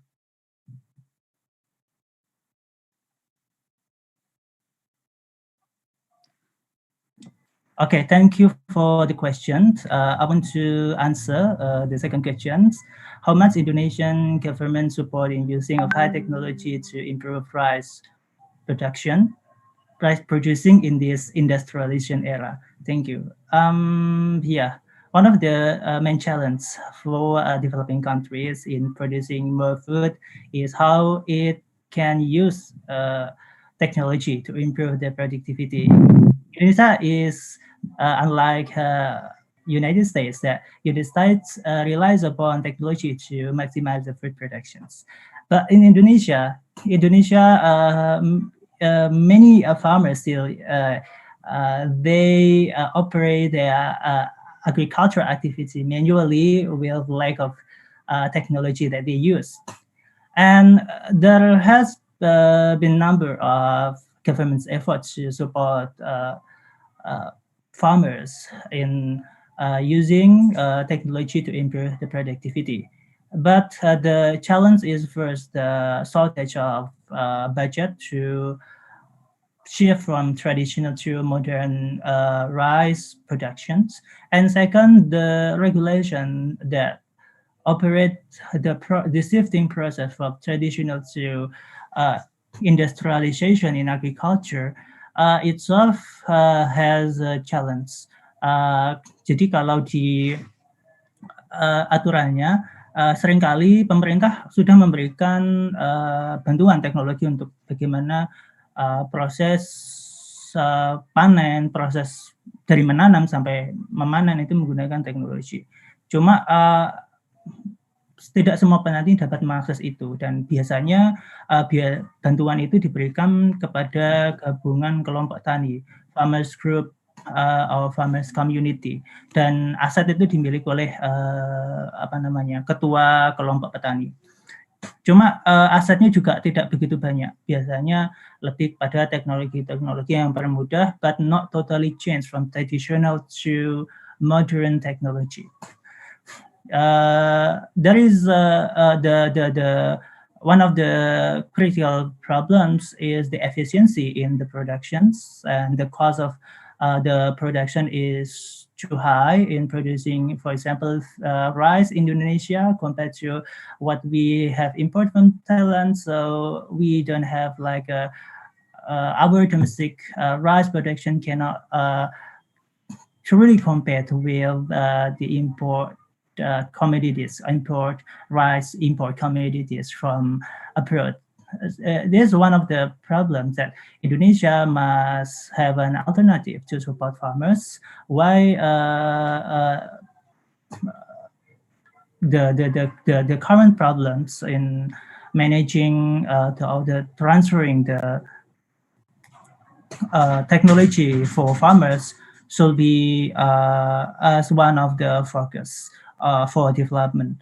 Dan tidak semua pemerintah juga memang memberikan bantuan yang cukup signifikan untuk pertanian. Misalnya Kabupaten Banyuwangi, yang adalah kabupaten yang terletak di ujung timur Jawa Timur. Kabupaten Banyuwangi memiliki tidak memprioritaskan pertanian sebagai komoditas wilayah utama, komoditas wilayahnya. Padahal Kabupaten Banyuwangi memiliki kemampuan untuk menghasilkan pertanian yang cukup tinggi sebagai salah satu wilayah yang berkontribusi pada penghasil pertanian yang lebih tinggi. Dan model peralatannya masih relatif manual, tidak begitu modern, sedangkan anggaran pemerintah dialokasikan untuk pariwisata misalnya. Dan ini adalah salah satu seperti kemudian bagaimana kreativitas dan bagaimana prioritas masing-masing pemerintahan daerah di era desentralisasi ini kemudian memang memikirkan bagaimana proses shifting itu juga berlanjut. Salah satunya bagaimana kita bisa menghasilkan hasil pertanian yang bisa kompetitif dengan pasar global. Mungkin itu, kalau mungkin masih belum jelas bisa ditanyakan. Thank you very much. Okay, thank you very much, Mr. Bahrul. All presenters, we still have 3 questions from the audience. Yeah, so this is the question for all speakers. I will give the chance first to Dr. Jamie, and then the second one for Professor Zuzuru, and the third one for Mr. Bahrul. So the question is, considering this rice obsession supported by the law regulations in Indonesia, what do you think about the current regulations for food staple in Indonesia? Does it require more relevant and diverse food staple considering Indonesia's geographical diversity? Okay, this question is from Evoroyo Karel Prabata. Please, Dr. Jamie, could you give answer to this question? Thank you. Pertanyaan bagus. Jawabannya singkat. Ya, saya setuju. It's the laws in Indonesia. I am not an expert on the food law. Prof. Uzuru would know more about the law itself. But what I know is that this question ada hubungan erat yang lebih luas dengan kebijaksanaan otonomi daerah. And Indonesian government and Indonesians have been struggling with implementasi otonomi daerah selama ini. So you could see in many regulations and laws yang keluar dari Jakarta, Indonesia has sedang atau selama ini pernah atau sedang mengalami semacam re-centralization. Kekuasaannya sedang dikembalikan atau diambil kembali oleh pusat. And I think this is a great example where food security is seen as a national issue. Tapi pertanyaannya sangat tepat bahwa ada banyak geographical diversity in Indonesia and eating traditions and habits. And yes, saya sangat setuju. Memang, but who's going to, the center is just becoming more and more powerful. But there should be more diversity. Now, maybe there is in the laws, but I'm not as familiar with them as some other legal scholars.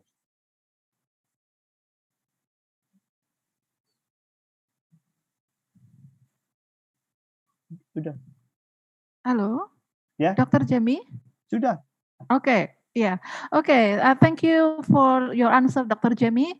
And then please, Professor Juzuru, give your comments to this question.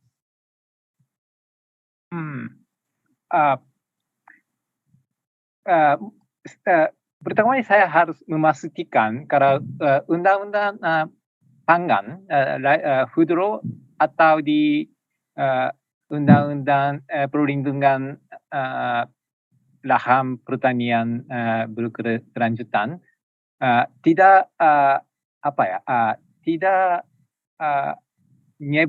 menyebut beras sebagai makanan pokok. Tetapi seperti sudah Jamie menjelaskan, di Indonesia kalau jika orang mengacu kepada makanan pokok, selalu itu artinya beras. Mungkin di sago atau di itu yang ubi itu atau singkong tidak begitu populer. Mungkin di mana-mana orang mengacu makan beras sebagai makanan pokok.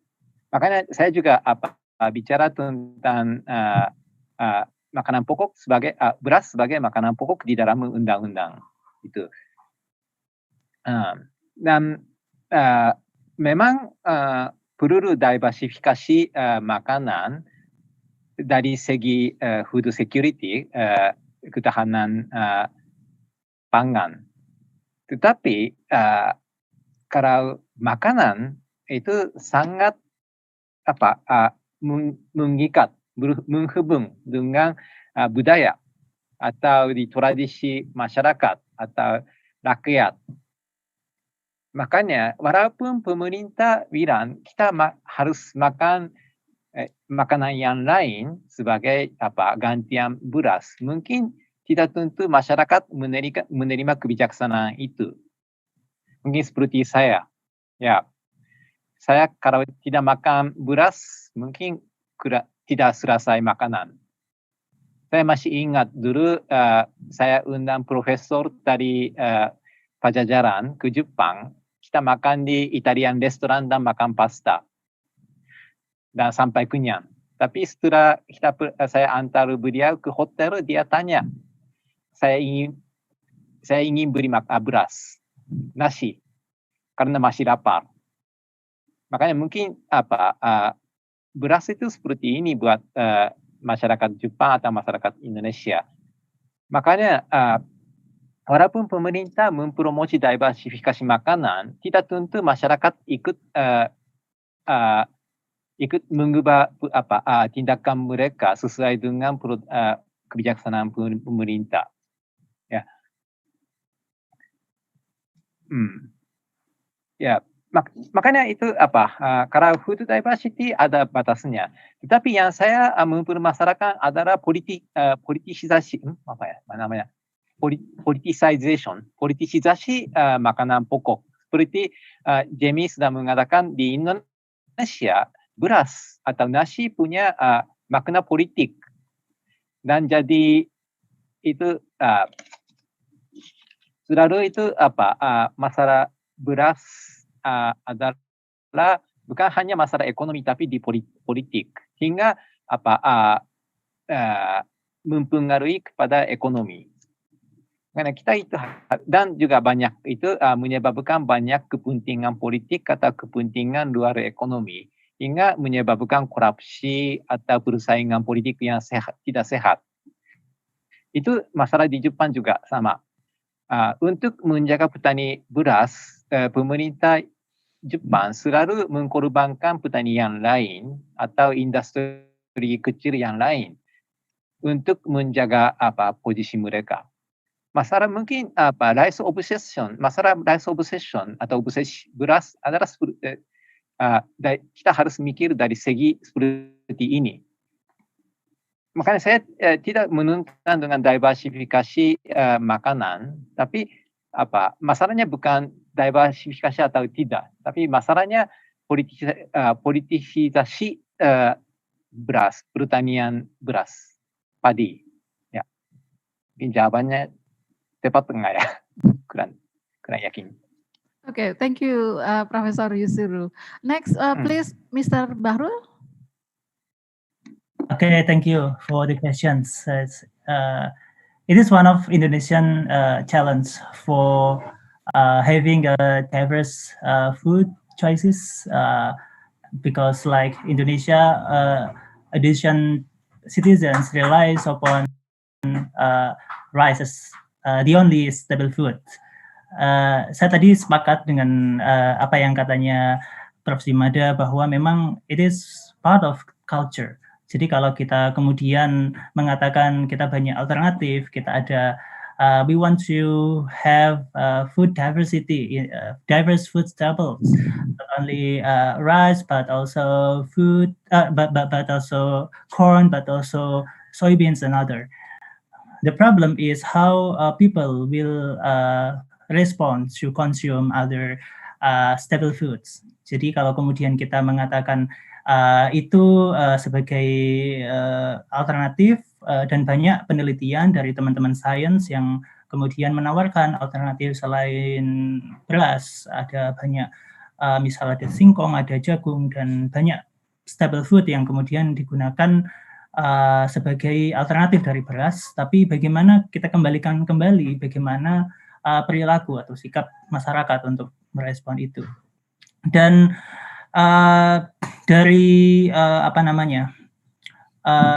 keinginan untuk menjadi swasembada memang ada hubungan seperti yang kemudian di era Soeharto ada sebuah impact like the quality or life quality or standard of life is based upon how people will eat, whether rice or others. Jadi kalau kemudian kita makan beras itu sebagai tanda bahwa kita sebagai masyarakat yang sudah sejahtera dan makmur. Jadi kayak seperti ada sebuah standarisasi sebagai sebuah parameter yang dibuat oleh pemerintah, dan memang pemerintah untuk mengatakan untuk menjustifikasi development di era Soeharto memang programnya adalah dengan peningkatan produksi beras. Walaupun kemudian alternatif-alternatif itu juga sudah dilakukan sebenarnya, misal di era Soekarno di tahun 1960-an itu juga karena produksi beras Indonesia tidak cukup sehingga Soekarno memperkenalkan jagung sebagai alternatif sebagai staple food. Nah, tapi ada backwardnya ketika di era Soeharto. Kemudian di era Soeharto kemudian menjadikan beras sebagai makanan pokok dan standarisasi itu. Nah, ada usaha yang kemudian yang bisa dilakukan oleh pemerintah bagaimana kemudian untuk tidak lagi menggantungkan beras sebagai satu-satunya dengan inovasi makanan, bagaimana kemudian mengubah misal saat ini kita tidak hanya kemudian beras, tapi mungkin generasi milenial sudah lebih suka makanan mie instan dan sebagainya yang bahannya itu tidak hanya beras. Dan namun permasalahannya bagaimana masyarakat di desa, masyarakat kelas menengah dan masyarakat menengah ke bawah yang kemudian mereka masih menggantungkan sebagian besar makanan pokoknya dari beras. Misal saya tinggal di desa, lahir di desa, dan porsi makanan misalnya dalam satu piring itu 80% itu berisi nasi. Sisanya adalah makanan-makanan lain seperti sayuran dan daging. Jadi dan untuk masyarakat desa pun kalau kemudian sekarang makan singkong mereka sudah tidak mau, sehingga mereka menganggap bahwa singkong itu hanya untuk ketika dalam kondisi mereka tidak mampu untuk membeli makanan, dan itu terjadi hanya pada masa kakek dan neneknya, dan itu sebagai sebuah strata kelas yang dipahami masyarakat. Dan pemahaman itu yang menjadi challenge bagi kita semua, bagaimana kemudian kalau kita menggantungkan staple food hanya dari rice, itu juga Indonesia akan menghadapi challenge bagaimana kemudian rice production kita memang tinggi, tapi rice consumption juga tinggi. Mungkin dari saya itu, terima kasih. Okay, thank you very much to all speakers. We still have 2 questions. I hope you still have time to answer these questions. Please, committee, could you please share question number 6? Yes, that's for all speakers. I will give chance for Professor Yusuru first, and then Dr. Jamie, and then the last Mr. Bahrul. Okay, price of agricultural commodities always drop to the floor during the main harvest season. This phenomenon happens because many farmers cultivate trending commodities simultaneously. Is it possible for Indonesia to regulate the types of crops that farmers can or can't cultivate in an area and season? That's for Mr. Pradana. Please, Professor Yusuru, give the first answer.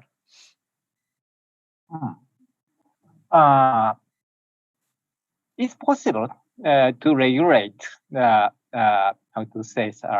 types of the crops.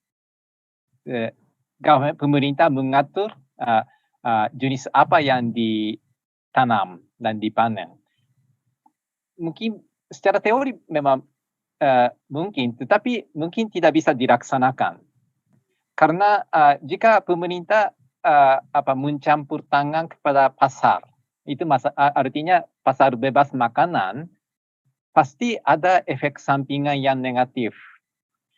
Mungkin kebijaksanaan itu seperti sosialis, itu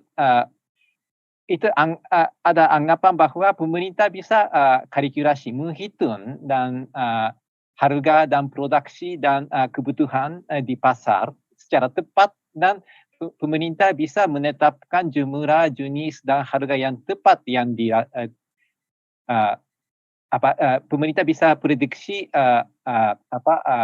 jumlah kebutuhan atau kebutuhan masyarakat itu bisa menghitung. Tapi anggapan itu memang tidak realistis. Selalu pemerintah gagal, dan mungkin pasti kegagalan kebijaksanaan tentang campur tangan kepada pasar pasti dampak negatif lebih besar daripada manfaat yang positif. Saya yakin, karena kita sudah menyaksikan banyak contoh kegagalannya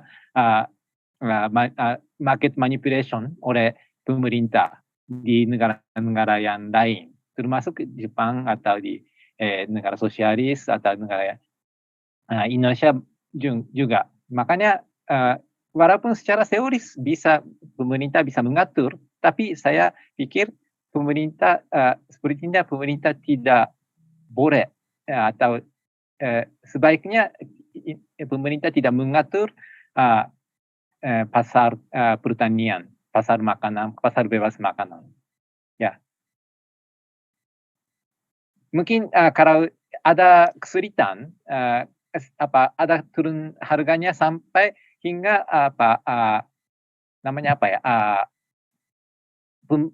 petani tidak bisa hidup lagi, susah menjaga kehidupan. Mungkin pemerintah respon kepada keadaan itu dengan subsidi kepada pertanian daripada campur tangan mengatur pasar.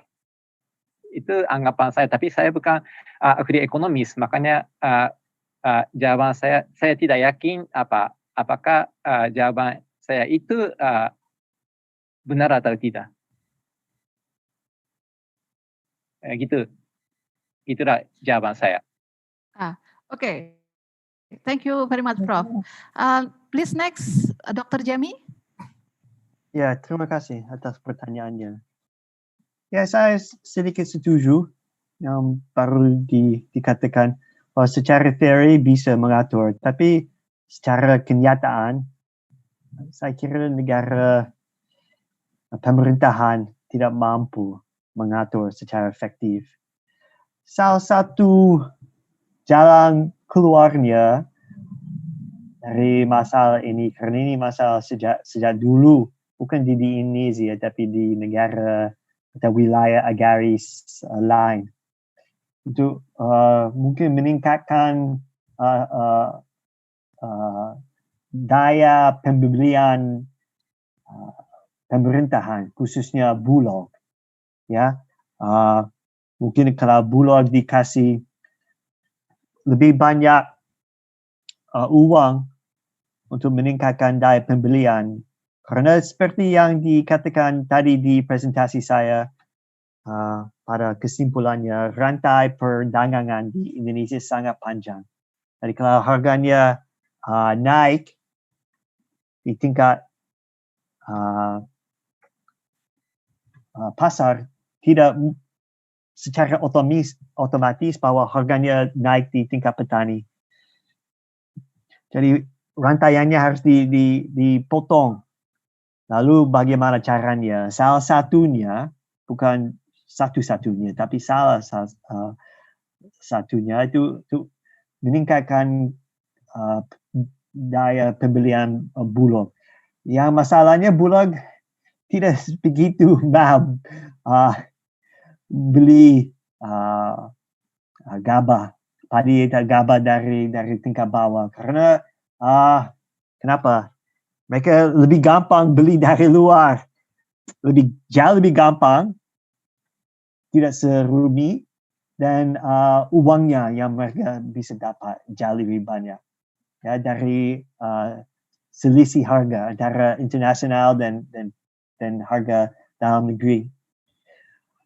Tapi apakah ini salah satu tugas pokok Bulog? Mungkin harus ada tekanan dari pemerintah untuk memaksa Bulog untuk membeli lebih banyak padi dan gabah dari tingkat bawah, dari petani, supaya untuk memotong rantai perdagangan di lapangan. Itu salah satu solusinya saya kira.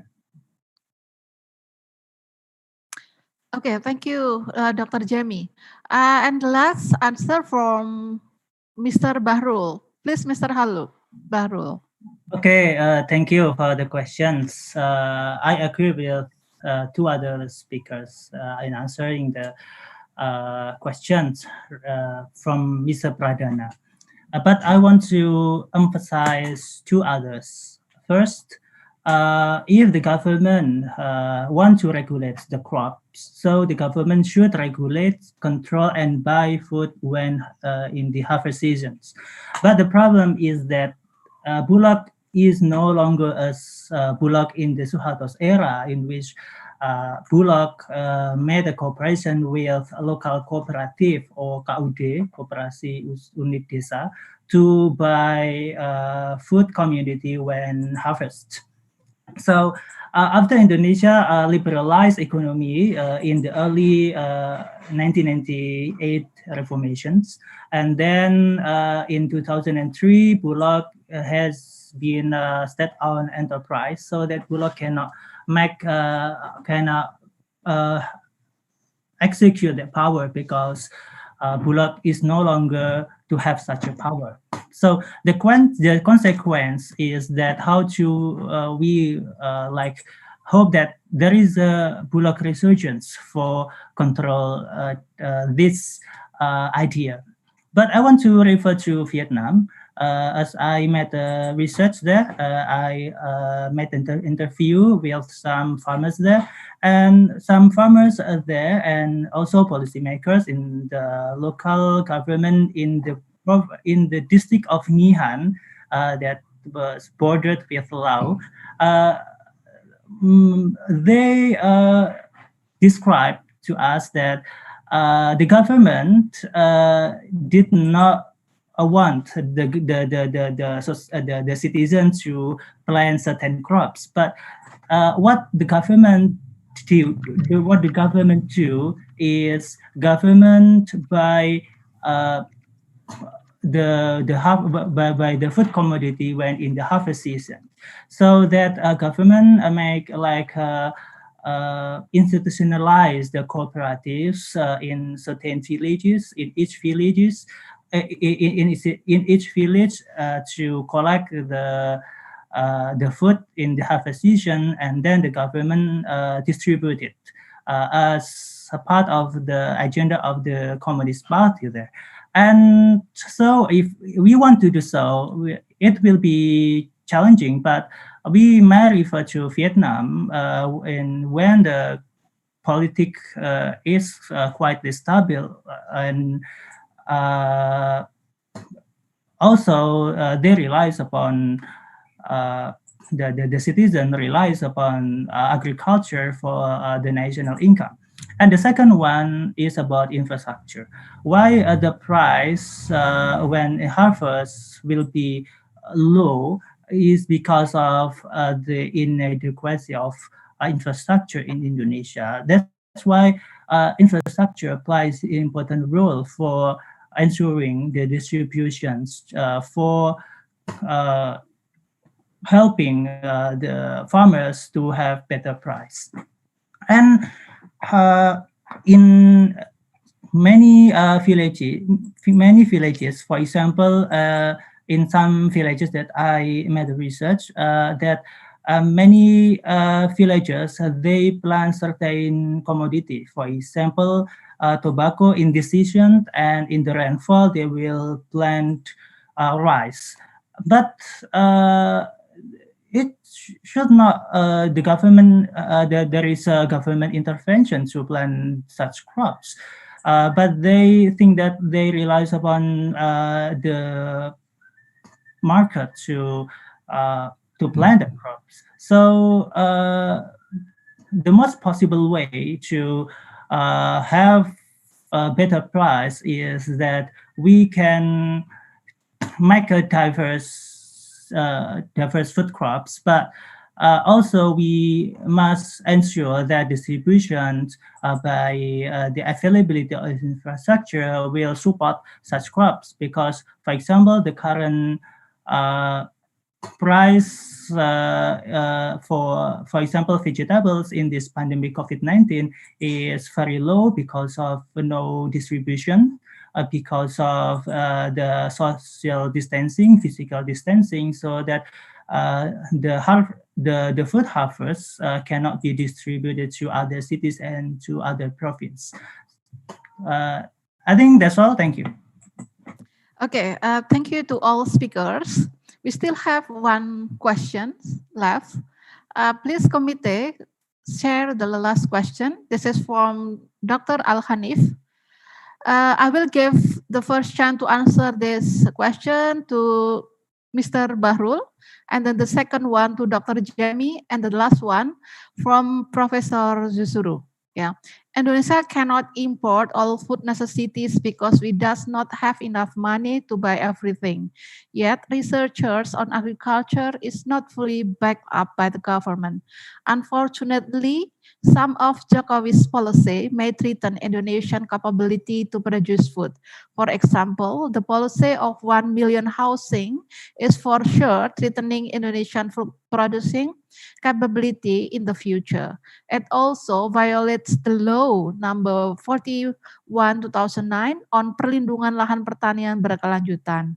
The question is, what do you think we should do to feed all Indonesian mouths while at the same time we can use the money to push or drive the country become more developed?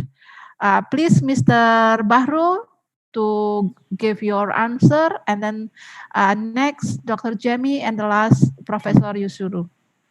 Okay, thank you, Pak Hanif, for question. It is a tough question, I think, but I want to try to answer.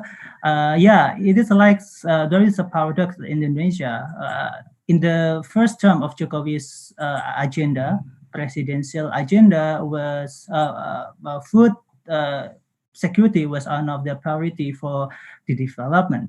But in the second term, I think Jokowi want to emphasize in development through exploring extractive industries, and also Jokowi also aim to continue infrastructure project. But due to this pandemic, I think he has postponed this agenda. But I think in further development, Jokowi also will ignore the importance of food productions. And Jokowi wants to prioritize for development, and how to understand develop is how to have more buildings that established in Indonesia. So it will tread law on the protection of sustainable agricultural land. And what do you think we should do to feed all Indonesian mouths? Well, at the same time, we can, we need more alternative. And the government, frankly speaking, that the government don't have any solution. The government wants to open new agricultural land in Kalimantan, for example, during this pandemic. But the problem is opening the new rice field for planting rice was made by Suharto, but the problem was how the suitability of land for cultivating rice. For example, in Kalimantan, the land was not so compatible with by planting the rice. So what the government can make is how to make any efficient technology. For example, they can use some more technology to produce more food. For example, by introducing biotechnology as how to improve the number of the production, but it still has a critical challenge on the food safety that many other countries, like countries in the European Union, still reluctant to adopt the technology because of the safety concern under the precautionary principle. So another solution that we can do is how the government also need to emphasize, I think, the lifestyle itself as an alternative, because the government does not have any solutions for widening, for expanding the rice field because of the industry, because of extractive industry, because of house project for development. So we might import from other countries. For example, we rely upon rice from Vietnam, India, and Thailand. But the current challenge, when the COVID-19 pandemic has threatened as the global challenge, also it impact on international trade of this food. Because many other countries, many rice producers like Vietnam and other rice producers, they are reluctant to export their food commodity due to the national interest. So this is like one of the new challenge for the government, that the government needs to have more more solution to anticipate this problem. The policy to have an efficient in using efficient consumption for food is maybe one of the way to ensuring that the government will be able to feed all Indonesian citizens, as it considers by food waste in Indonesia is still high. In food waste, Indonesia is one of the highest in the world. Thank you. Okay, thank you, Mr. Bahrul. Next, please, Dr. Jamie. Yes, thank you. I don't really have much to add. I agree with what was just presented. You know, in the pre-COVID-19 days, the easy answer would be more trade, right? It would be going up against what I talked about, the obsession with rice self-sufficiency, swasembada beras. You build new rice fields in Kalimantan. Not only are they ecologically incredibly destructive, but they're also so expensive to build. You could spend much less of that, a fifth of the money, and buy rice on the international market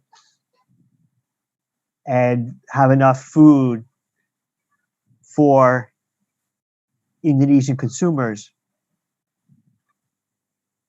But you have then two problems with that. So, I mean, these are challenges, right? Again, it's the I don't know if it's the culture, but, it's definitely the history, and there's a lot of interest in Indonesia in making sure there's a certain rice amount grown. But then you have the COVID-19, which changes the calculations, right? I mean, you think about the international political economy for the last few decades, it seems like every 10 years, roughly, kurang lebih, there's a major crisis, right? From 97, 98, and then 08, 09, and now today.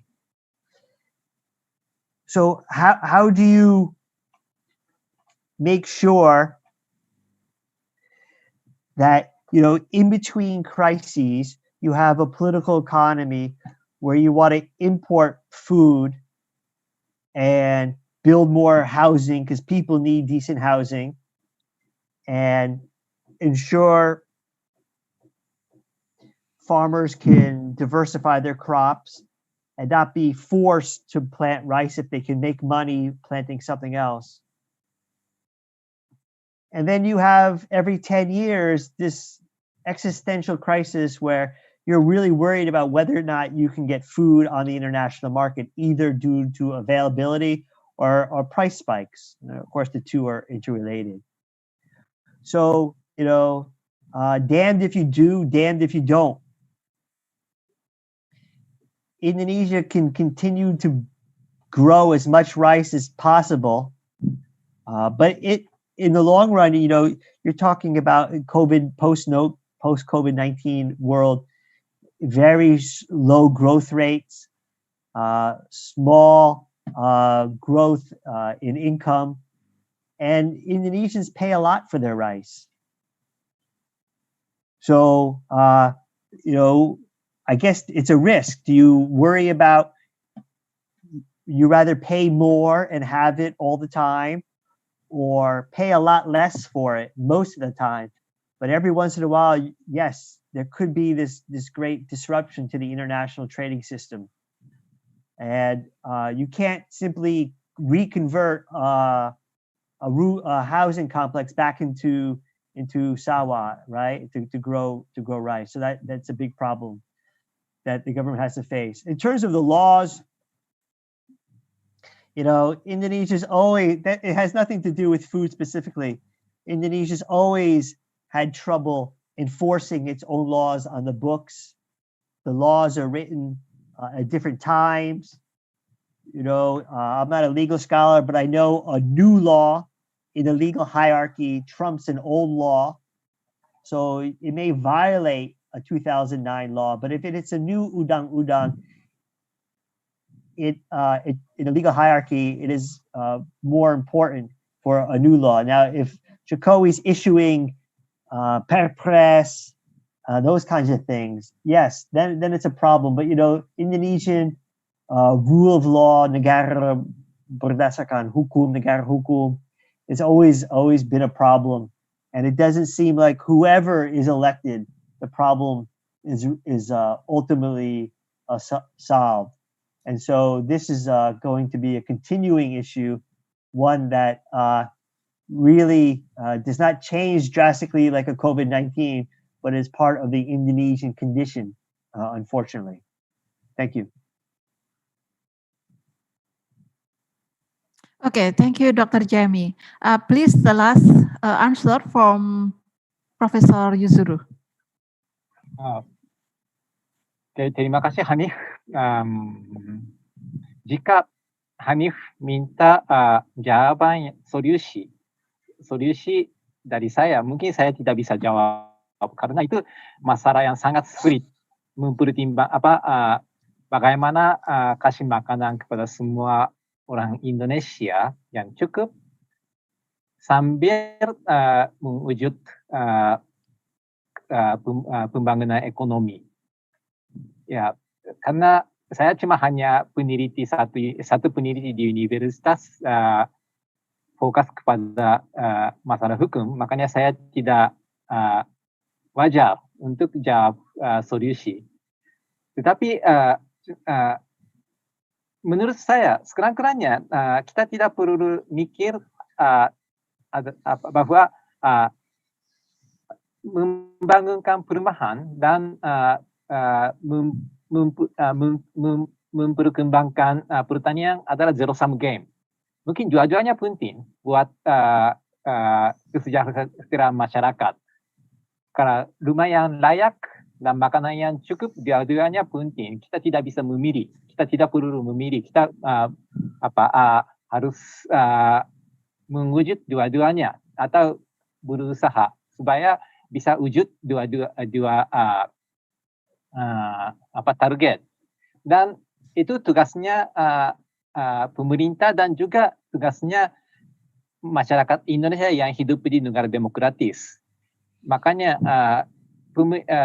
pemerintah harus mikir bagaimana bisa mewujud dua target sekalian, walaupun solusinya sangat sulit.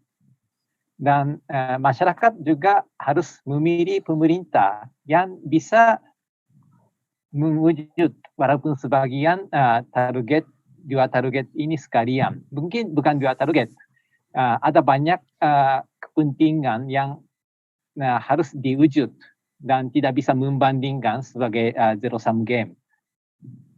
Makanya itu masalah politik atau pemerintahan yang baik. Dan saya tidak tahu solusi untuk pemerintah seperti apa yang bisa mewujud.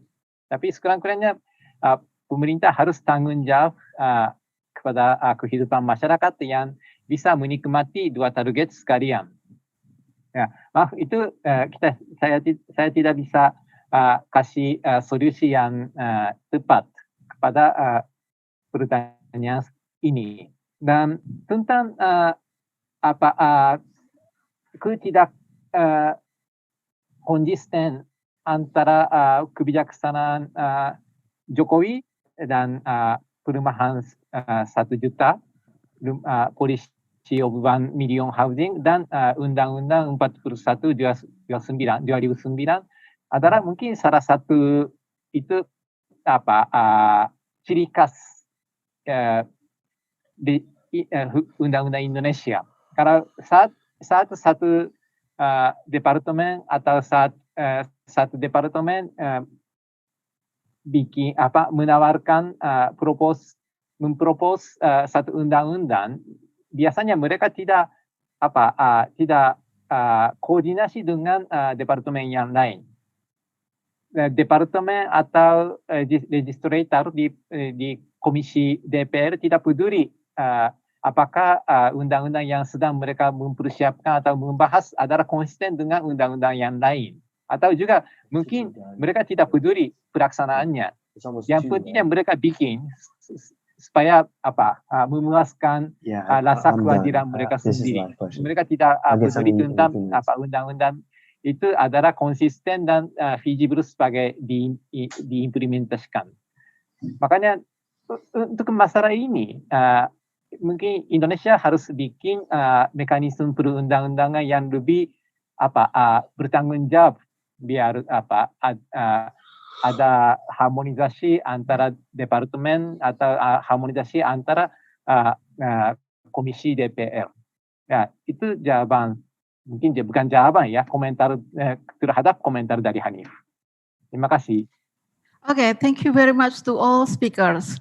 As the time is over, I will give the chance to speaker to give closing comments to this webinar, like a last comment to this webinar. So please, Professor Yuzuru. Oke,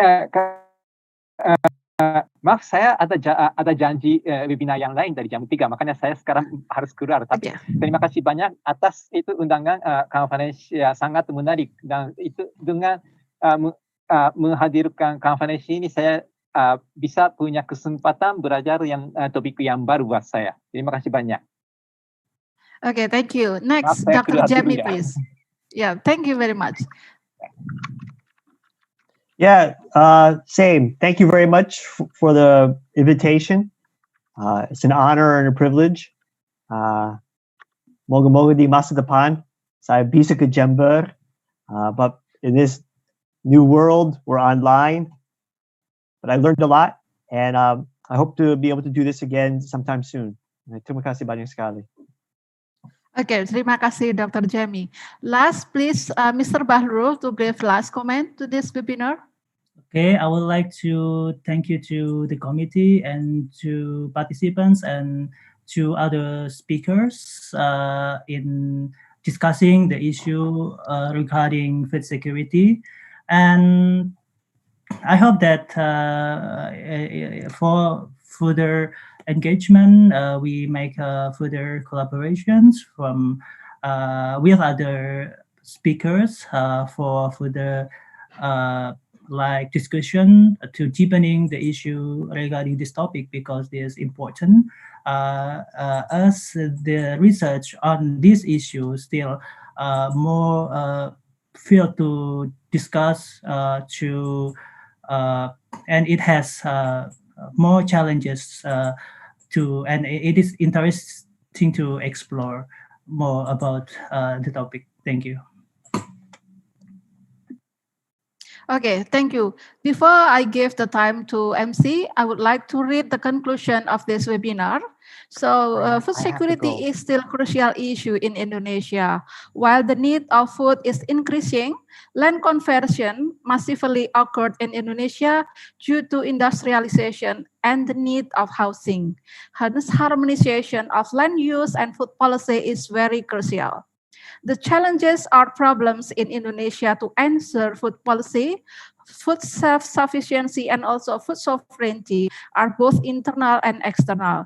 Regarding the internal aspect, Indonesia encounters inconsistency and even contradictory policies. And in terms of external aspect, Indonesia faces globalization and liberalization, due to which Indonesia have to adjust with free market, including rice import. That's all the conclusion. Okay, and last, I would like to thanks to all speakers, Professor Yusuru Simada, Dr. Jamie Davidson, and Mr. Bahrul Ulum. Yes, applause for them. Okay, I would also like to thank to audience, committee, and anyone who helped to make this webinar successful. That's all for me. And please, MC, you can continue the session. Thank you very much. Assalamualaikum warahmatullahi wabarakatuh. Thank you, Bu Indri, for the last information. Project Implementation Unit, Islamic Development Bank, University of Jember, will hold more than 10 webinars like today, collaborative webinar with different topic and expertise. So we will invite more than 10 expertise from worldwide, so from everywhere, from September until December. So for participant, please always check our website and our e-flyer we will send to you. And also on October, Islamic Development Bank, University of Jember, with agricultural faculty and postgraduate schools of University of Jember will hold the 4th International Conference on Agriculture and Life Science, or we call ICALS 4th. So for the participant, come to join in the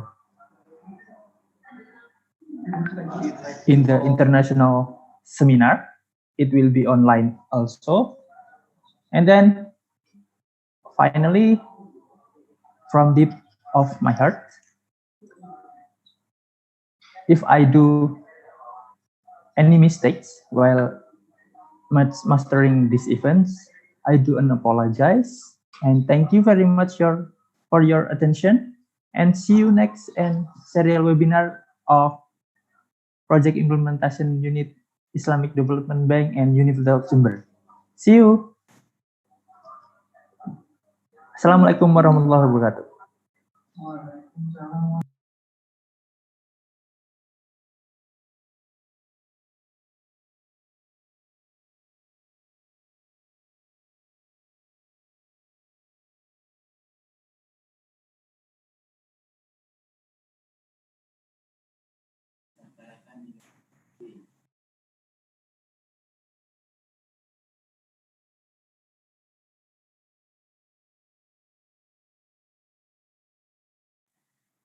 Thank you.